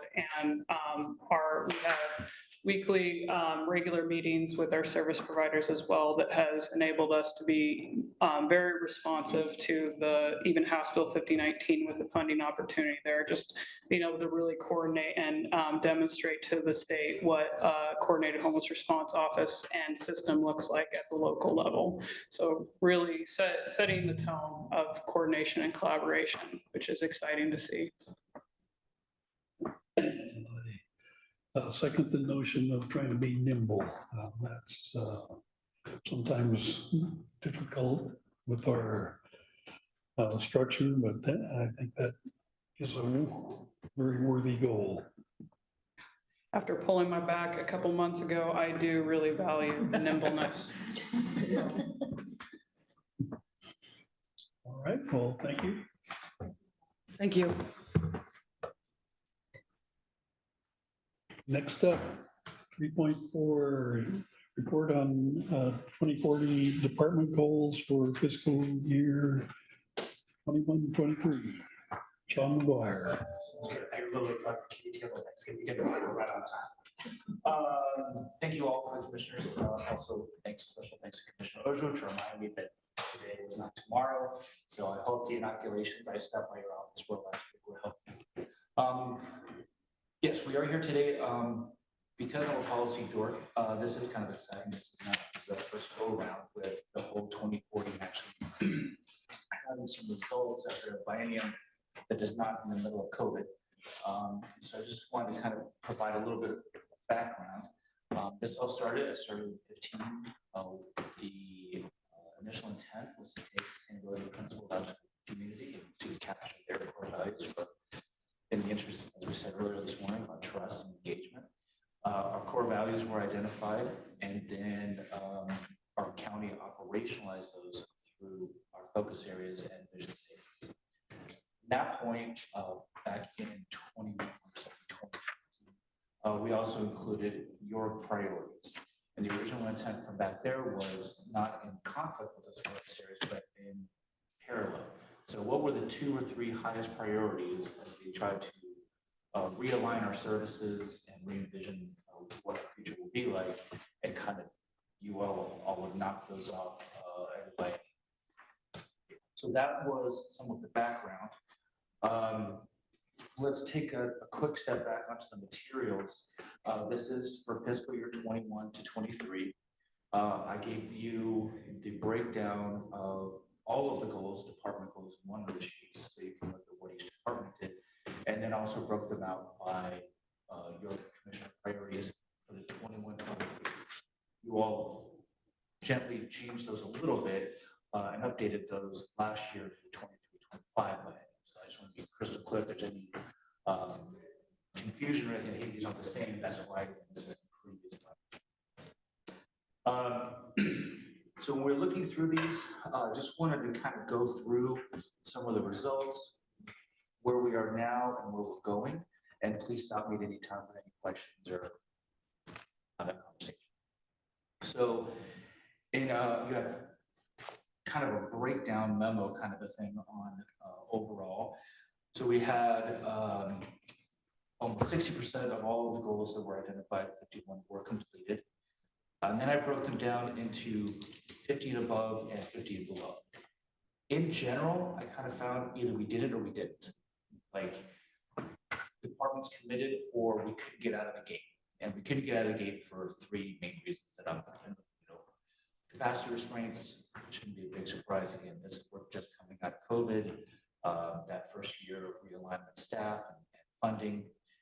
We also had a couple of goals that were shifts in long-term operations. There was one from IT. I think it was with Munis, trying to merge technologies that just didn't fit.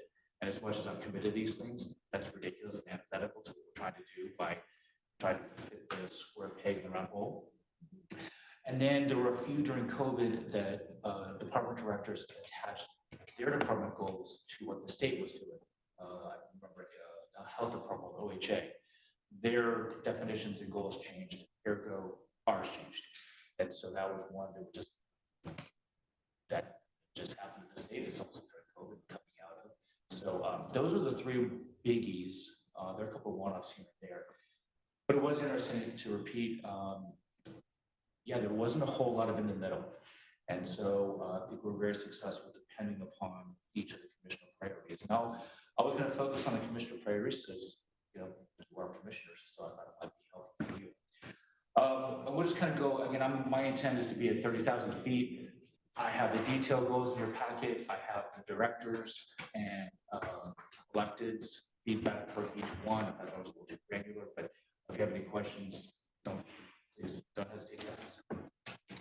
Wanted to start off with climate crisis. This, I want to highlight this because this and also the commissioner priority on homelessness are very similar. The fact that there's only 3 goals is in no way, shape, or form indicative of your tremendous work that the county is doing. Solar panels installed, looking at our fleet, our commute, we're tracking our greenhouse gas, you will all know that. This was just what another department can do independently. Obviously, Public Works is driving a lot of our infrastructure emissions and reductions. And then what can directors do on fleet, commuting, waste, those kinds of things. Those are the 3. And I just really want to highlight that again. There's 6 goals under homelessness. As Rebecca just said, there's a lot of effort going on in all jurisdictions to address that need. So even though the number is small, we have a lot of work that we're doing. The one goal there was, if you remember, 2017. Yeah, there were a lot of transportation plans that went on, AMPO, CAMPO, all of the lovely acronyms. One of those was a reduction of single-use occupancy in travel. That was going to be tied with a comprehensive plan, but as you found out a couple months ago, Darren is just now in that process. So again, these things take time. So that was then we go to emergency resiliency. This is kind of our bread and butter, and so very successful in that one. Criminal justice, again, similar. The only 2 goals that weren't halfway through again because of time and living constraints. I've already talked about homelessness. Responsible governance, that was pretty cool only to see some of the internal agency departments that are lending a hand and showing the innovation that is happening from the directors. And I want to highlight on equity, there's an asterisk there. I know that you had requested that we track these goals. You have one. Our first iteration was in order to recognize the synergy and the connectivity of all the goals. It did turn into, even though there were 51, there were like 100 something identified. And that was a little confusing. I get that. Equity was one from listening to you, that needs to be embedded, that we can't be having homelessness for this for like just an add-on. These are embedded. So the ones that were completed, some were completed, not really, were included in the ones above. So the point being is if you add up all those, it would be more than 51, only because of equity. I did want to comment on that one. I'm hesitating. So I give guest lectures on campus, and one of them is on this process. One of the students asked, what's one of your biggest, what makes you really happy about this whole process? When I started here, the previous administrator, Dennis, and Greg Barrett asked me, hey, go talk to all the directors and just get a feel for what they think. But when I brought up equity, like, oh, that's our CEO's job. And that was just, and across the board, that's health department, go talk to them. I think that through this process, again, no, nothing ever happened with that one thing, but this, I think Lilia and her background, doing EDI, working in university, and all these things just kind of leveled up. And so we have an EDI coordinator. That position came, again, through a lot of factors, but this is one to have your commitment to health and equity. It was just one that it is something that each department can have, can possibly address. And so that it was very rewarding to read through all those successes. So again, that was to 2 years and a whole bunch of goals in about 10 minutes. But I didn't want to end on where are we going from now? And this was a great learning opportunity. Again, we're coming out of COVID. This is the first time we've ever done this. Again, it's the mid-90s, I think, is the only time this has ever happened, but that worked because there wasn't really anyone to promote that and institutionalize it. One big thing is I'm working with IT. There will now be an online portal for directors to update automatically. I send a different version of this. They give me its Word. I got to copy paste, and it's very cumbersome. And then I check in back. Hey, did I capture this right? I think I grabbed the sheriff in his new uniform, shorts, going to Commissioner Weiss's office, just to make sure that all these that it's accurate. From this point forward, once they're all in, and hopefully this will be by the end of the year. At any time, you and anyone in the staff can just go online and just go to the meeting and see where is your department, where are others. We need to talk, Rachel, whether this goes public or not. The directors and masters that it would, so there'll be some conversations on that. But again, to provide transparency and just kind of working out. But the website itself will be ready to do that. So that's next. And then I'm glad Rick is in the room. As we went through this, I think the biggest lesson learned is Joe had instructed the department directors to identify their goals somewhere in mid-fall of the previous year. Rick doesn't come in with the budget until late fall, early in the year. That's a fair calendar. They were connected, but they need to be more connected. And we were just kind of going back and forth. Okay, that was a lesson learned. We hadn't really done this before, and I think next time will be far more easier to understand, especially from the budget, and link the intent with the dollars that are being requested. So that's just moving forward. I did want to end on one thing, and I'm super glad with this room. Getting back to that, what are some of the more rewarding outcomes of this whole process? Again, when I came in, I almost say Game of Thrones, there were no dragons, but it was very siloed, far more than it is even now. The fact that Rick in finance has a homelessness goal, that is, sorry, I would call you out on that, but I mean, like, that was not even a thought 8 years ago, that an internal looking department would have external goal, it just wasn't, just talking to them was not even a thought. We have a long way to go. Do not interpret that as we're anywhere near done. And whether that's a we've talked about a comprehensive plan exercise, or whatever those things are. But that's kind of where we're headed, and hopefully each biennium builds on the next way. Ability to transform the way we provide our services. Again, that was 8 years and about 10, 15 minutes. And I open up for questions. And just to note, when Joe said stretch goal, I was interpreting that as really stretch out beyond. But again, I think to Sean's point, I think trying to think, we in finance, that's our world, but how we are a partner in terms of trying to help solve situations, high priorities to the commissioners. So I think that is, part of the exercise. I think, and I'm sorry, just to add on to what Sean said, is that, tying this to our conversations from today around the JSIP, particularly around, being ambitious and certainly wanting to do as much as we can. But, I look at these goals and some of them are, a little more vague, some of them are a little more robust, but when we go through this process, you've got 15 different departments doing 3 or 4 of their own goals. And with that becomes sometimes a big project, sometimes maybe something relatively small. So again, I think, we as the leadership thinks about going forward and trying to be really focused and rebuilding trust.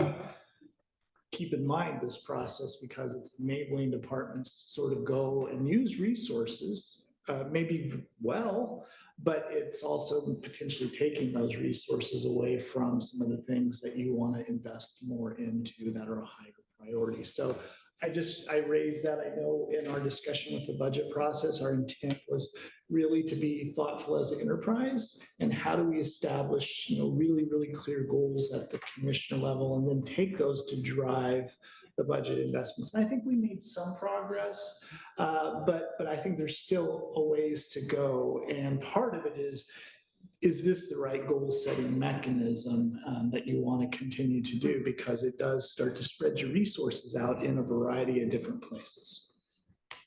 I think those are all very good points. And what I found myself really wanting when I saw this was to have side by side the 23-25 goals, because it's kind of hard to comment just on this past stuff.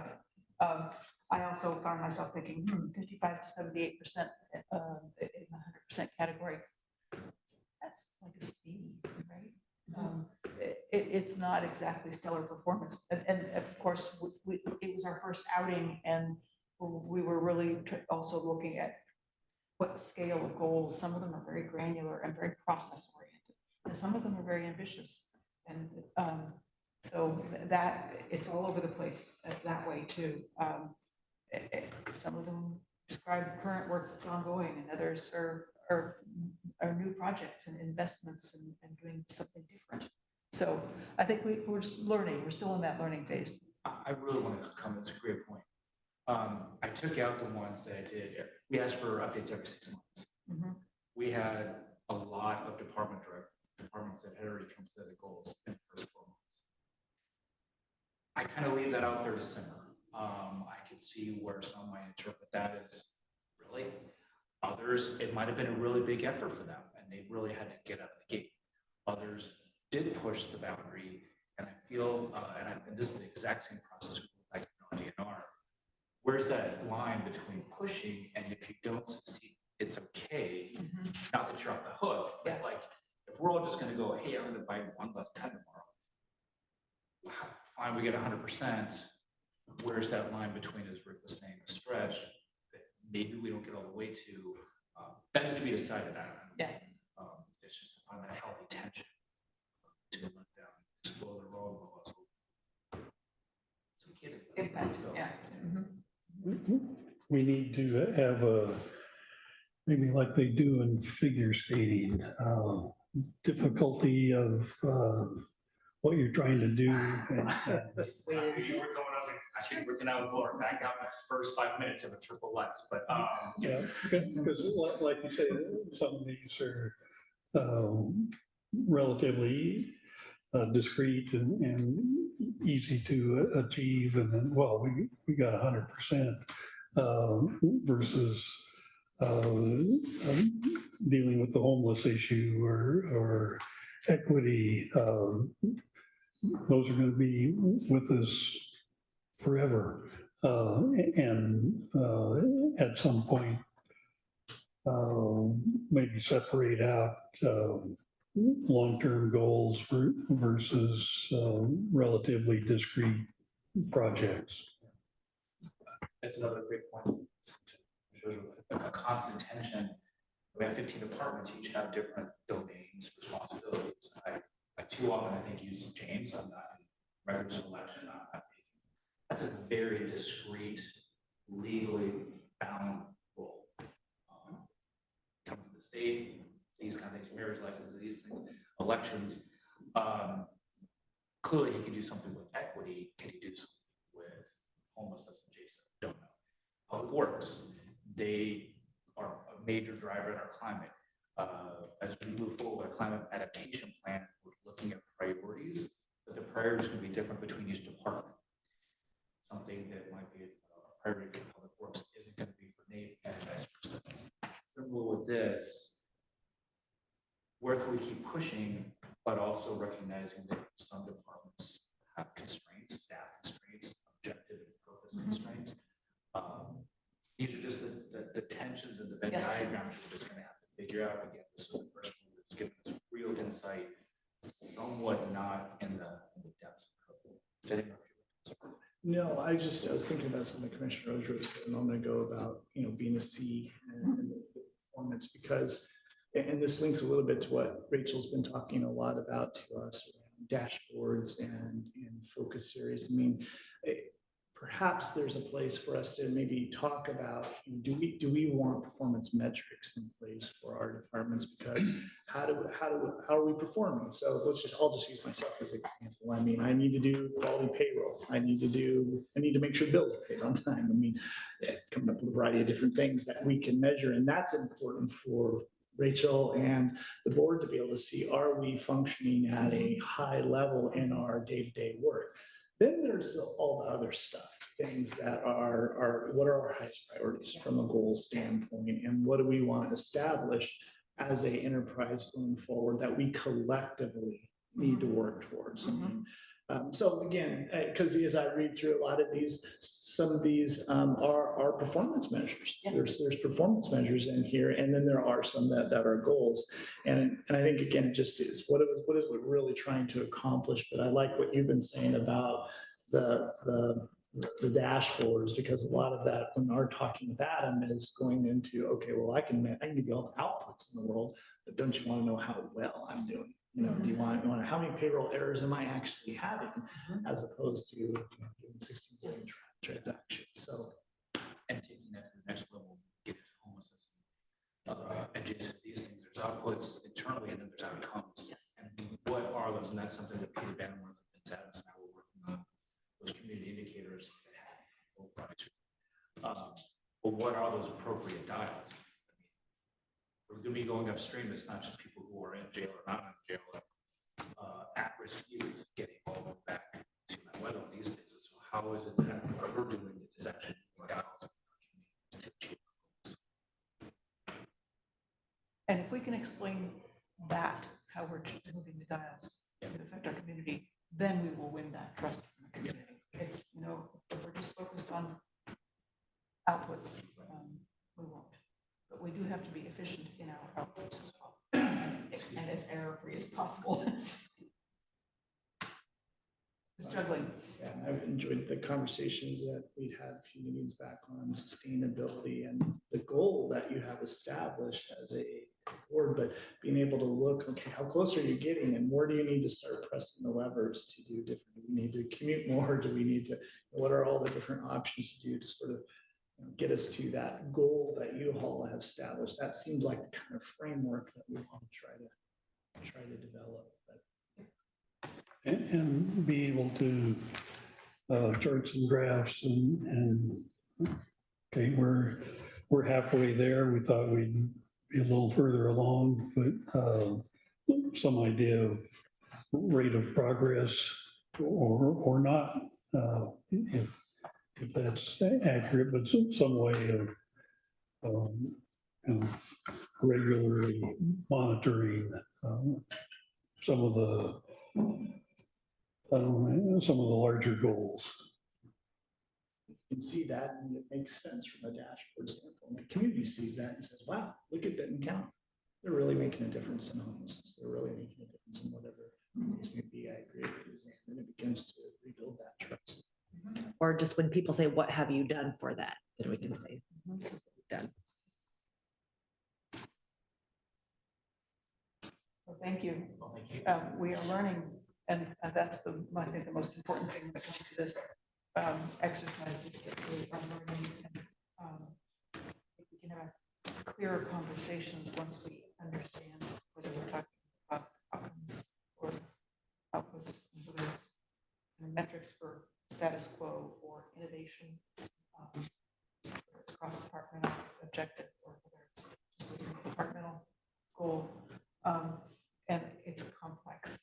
So thank you for undertaking, you and with the budget team in finance, undertaking the process of trying to get us there. I think it makes our budgeting much more meaningful and much more understandable to the community. So that's great. Always a pleasure working with this team. And also, this is transformative. This is not easy stuff to move a culture. I think if you Yeah, I'm looking forward to looking at our 23-25 goals and making sure with Rachel and with Rick that we can actually move towards achieving them. And we may have to, given the failure of the bond measure, we may have to rethink a little bit what how that fits into our goals that we set for ourselves for 2025 and what the implications are. And then we have the not too trivial issue of assigning regional goals, because we have to evaluate her performance once the next September comes around, and that's a key part of the performance evaluation system at this point. And I appreciate the considerable effort that has gone in, is continuing to go into integrate operations and the budget, and we have a lot of commitments in the budget. I mean, it's not like, oh, here's hundreds of millions of dollars of general fund money. What do you want to do with it? I don't know. What do you want to do? No, it's a relatively small part of the budget that we have flexibility with, and maybe we could increase that share so we can do a better job of getting to our goals. But appreciate in the 5 years I've been here, we've made a lot of progress, and it takes a lot of work and trying to make sure all our departments are on board and we're rowing in the same direction. It is part of the discussion going forward. So we have better chance of success, but Sean, appreciate you and your team keeping us up to date, and I like the idea of being up to date on a regular basis. Thank you, sir.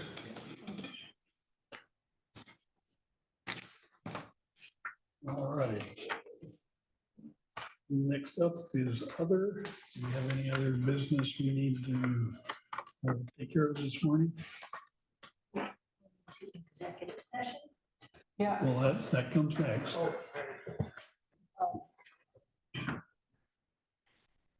Any other?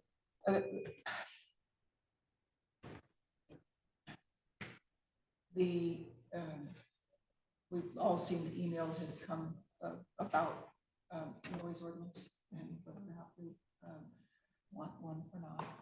And I just wanted to bring it up again because the last time we discussed it was back in probably 2017 or 2018. And we had staff participate at that time, the sheriff's office and council, and I believe community development, discussing whether it was appropriate. Many counties do have noise ordinances.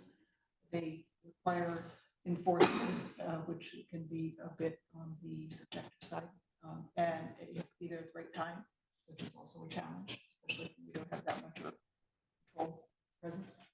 So, but we have opted to not pursue it. And I just wanted to bring it up again, partly because I told our constituents that we would bring it up again.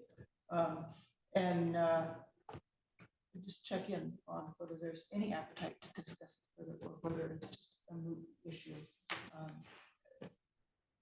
I have a question. Does the city have a noise ordinance? Yes. And what is it exactly? There's like a time limit, and then it's so many decibels at so many feet.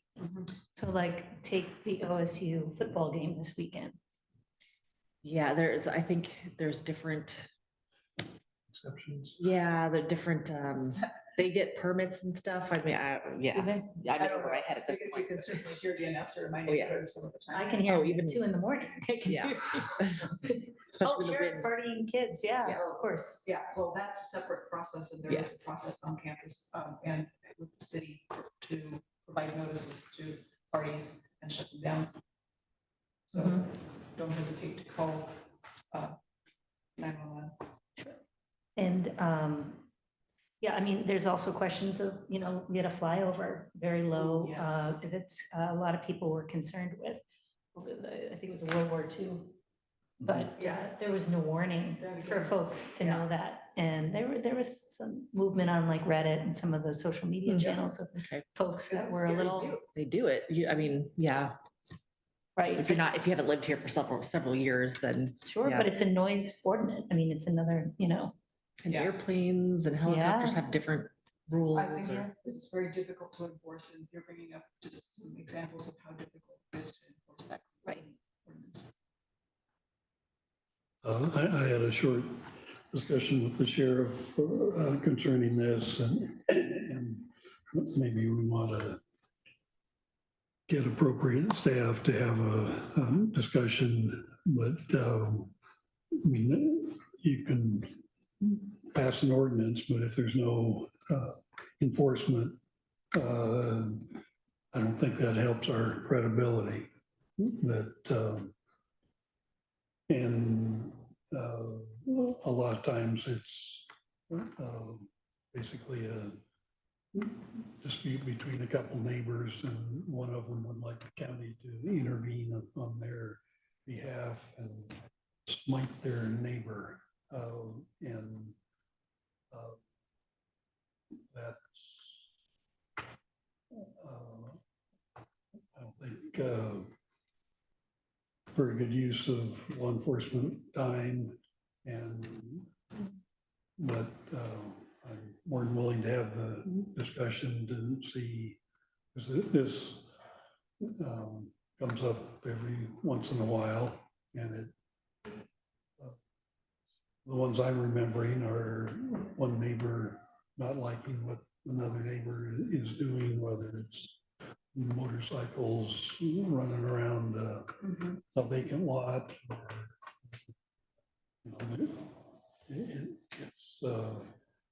But the sheriff should definitely be able to weigh in and say, we can say what we've heard from constituents, and he can say what it looks like from the law enforcement side. I think too, I mean, I would need more information. I mean, I know we're just chatting about it, but I mean, how big of a problem is it? Do we have lots of people out there all the time that are complaining about their neighbors, and we don't hear about it because we don't have an ordinance? Or is it more just sort of these one-offs? And I mean, this one I feel like is kind of an ongoing one-off, and the fact that the individual has lawyered up makes me wonder if maybe if it's a neighbor to neighbor issue, you know, it looks like community development has already tried to intervene as much as possible. You know, do they need to then maybe have their lawyer contact Lumos's lawyer and handle it that way, you know, outside of county? And then possibly, maybe this will help give another tool to our sheriff deputies if they need more reasonable suspicion to be able to knock on the door as well. So I think it would be a good idea to get an opinion from the sheriff, which would be happy to, we could start asking and facilitating some of those questions. These are good questions. So. Yeah, I would say out of all the, it's not a high priority for me. I mean, I would put it down here, so. Probably the worst one in my time here is not noise, but there was a hemp or marijuana processing plant in North Corvallis in September, and the smell permeating the neighborhood, but it was, I think, zoned industrial, and so, but a little bit of a island. I mean, an old lumber mill, as I recall, and then morphed into something completely different, and neighbors weren't thrilled. Sure, and they have every right to not be thrilled, and, but now, so now we do have, when you have to have conditions of approval, including remediation, to not have that smell, so, you know, what do they call it, sound and smell attenuation or something like that. Anyway, so that's something that can be, Addressed. yes. We still don't have those time, place, and manner ordinances finalized because we were partway into that process and COVID hit, and they're still hanging out there. Even though for like conditions of approval for them to Yeah. start their. Yep, Okay. that's one of those things that's still dangling. But it was eliminated by that business going out of business or shifting their operations to a different site. They had, this was only one of their processing sites. Well, that work we did when I was on the planning commission just hasn't been. It was never Okay, concluded. good to know.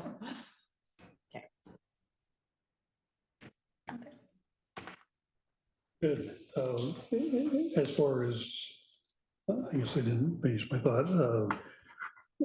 Basically, a handful of complaints in the 5 years I've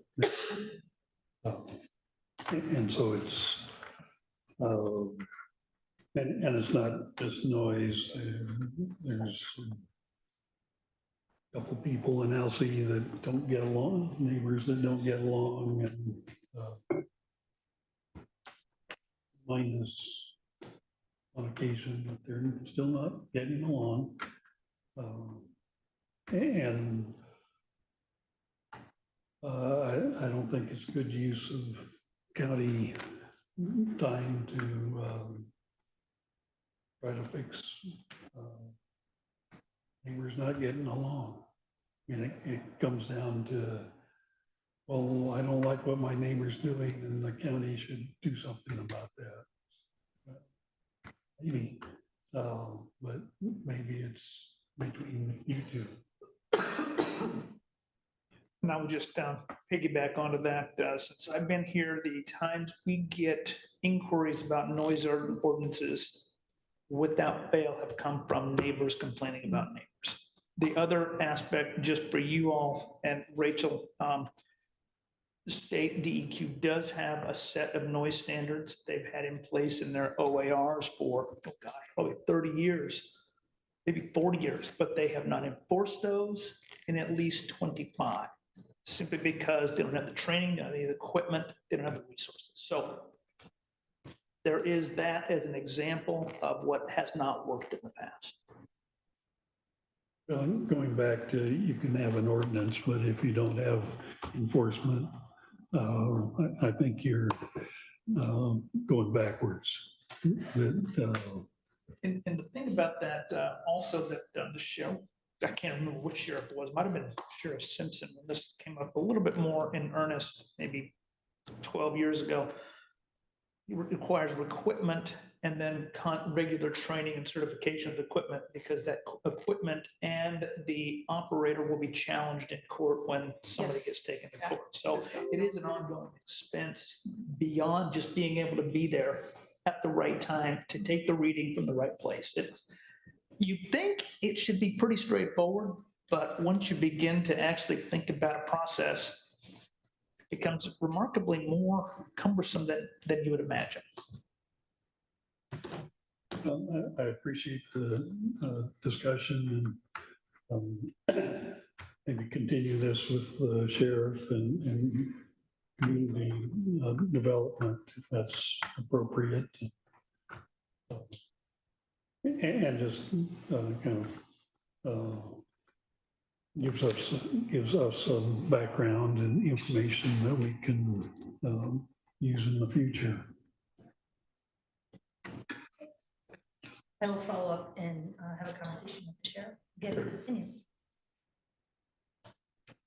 Yeah, I think it's the pros and cons information that we really need to have. Just, if nothing else, just so that we all have the same understanding. Well, and if it goes beyond noise, what's the next level of offense, and is that more practical to enforce than just a standalone noise ordinance? Any other? Just Yes. real quickly, wanted to recognize the health department and CHC. We finished the LC community meetings on the healthcare facility, and this will really play into the discussion we have in January when we talk about CHC financial viability. But one, just wanted to let you know they did a really good job out there in terms of communicating with the community. We had full houses both times, and that was in the evening and the day.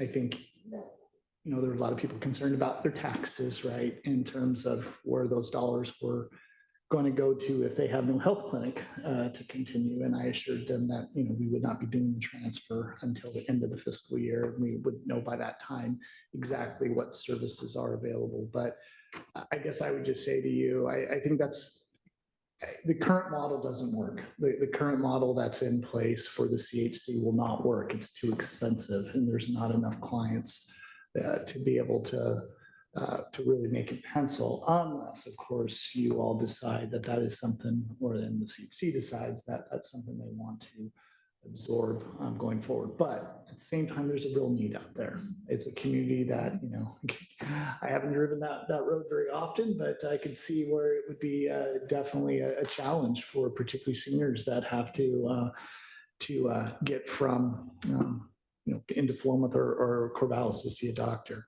I'm also going to do some follow-up with Gary. There was a lot of questions about BAT and the public transportations in terms of being able to serve those members and getting them back and forth. So I think that's another area that we can look at. But again, just want to recognize the work that was done. I think the next steps are really now trying to frame up what is the model that would work. And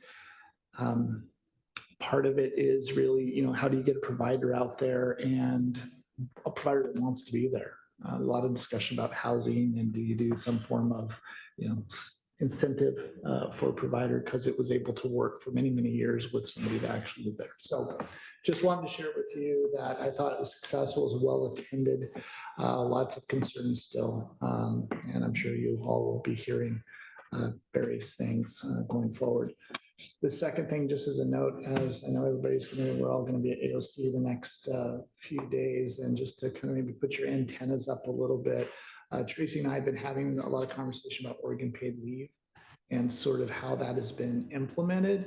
In my conversations with former state colleagues, they said there's a bit of a loophole in the rules, and that there is likely going to be maybe some administrative rule changes at the first of the year. But to just not belabor this, but essentially it's working to where many county and state and the entire state is doing this, to where you're getting paid leave benefits as well as paid time off, as they often say, double dipping in cases. And that's how many organizations are administering it, just because from a timing standpoint, it's actually, it's very challenging because of the way the benefit works, because you have to go back and do a lot of retroactive type, basically people have to pay back because the benefits don't happen until way down. And sometimes you don't know if they're going to get them or not.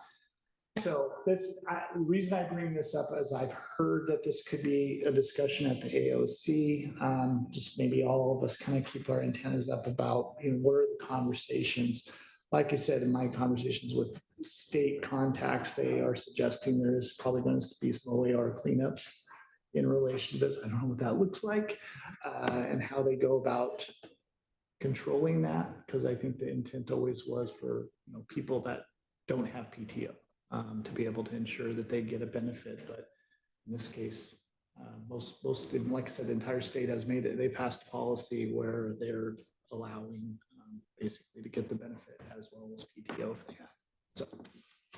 So going forward, we'll probably as a county need to address that as well, depending on how we want to administer it going forward. Is that double dipping just in government jobs, or what about the private sector? Well, the way the rule, I spent some time looking at the rules. The way the rules and the Q&As are written is it basically is somewhat silent about, in relation to PTO.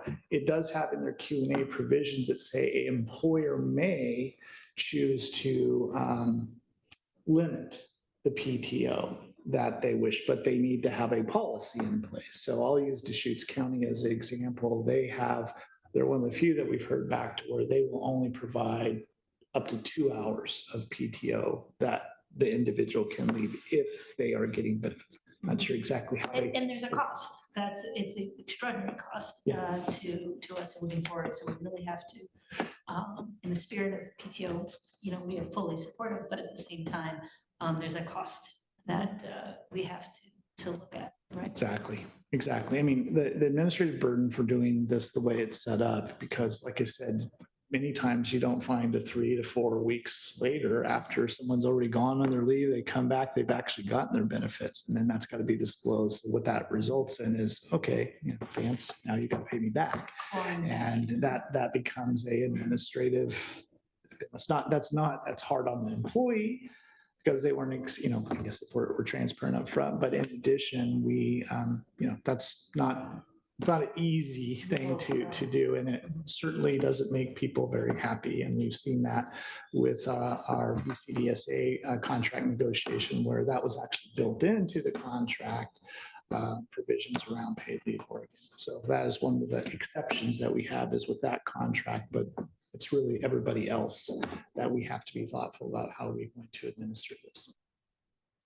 So after the first of the year, that's an administrative fix rather than. Well, I don't know. I'm still trying to find out from my connections on exactly what they're going to do, if it's going to be something they bring up in the small session or if it's going to be a OAR, because there's pretty extensive OAR written around this. So what I'm hearing is that they may put something in place from an OAR perspective, but I'm trying to gather more information just out of the facts. I just wanted to put this on your radar since we're going into conference and AOC may be looking at something around this. There may be some forums. So and you guys will obviously have your fellow commissioners that you talk to. Maybe this is something that comes up and you can learn more about how they are approaching it as well. Wanted to just like email message I just sent to you and to Vance, and Rachel already received it from Cook County about another issue. It's a relationship with OJD, and about OJD being responsible for ongoing utilities and maintenance for state court facilities. So they've set up an actual meeting time and date down in Eugene for this conversation. I would love to maybe, is it open to? Yeah. I would just, because I'm having a little bit of a discussion, I know like Rachel's been looked into around just us covering certain costs. Yeah. Particularly around storage. So would love to hear maybe some of that discussion. Yeah. It's, the time and date is in the flyer that I just forwarded to you. Thank you. And Crook County has a relatively new courthouse. I think they were one that was funded through the Yes, program. Yeah. yes, I believe Yeah, that's. Multnomah and Crook, I think, are the ones that are Yep, completed. yep, done. All right. Last call on other. We've done really well on other this morning. If nothing else, go into executive session under ORS 192.660 2E, negotiations for property transactions. Okay.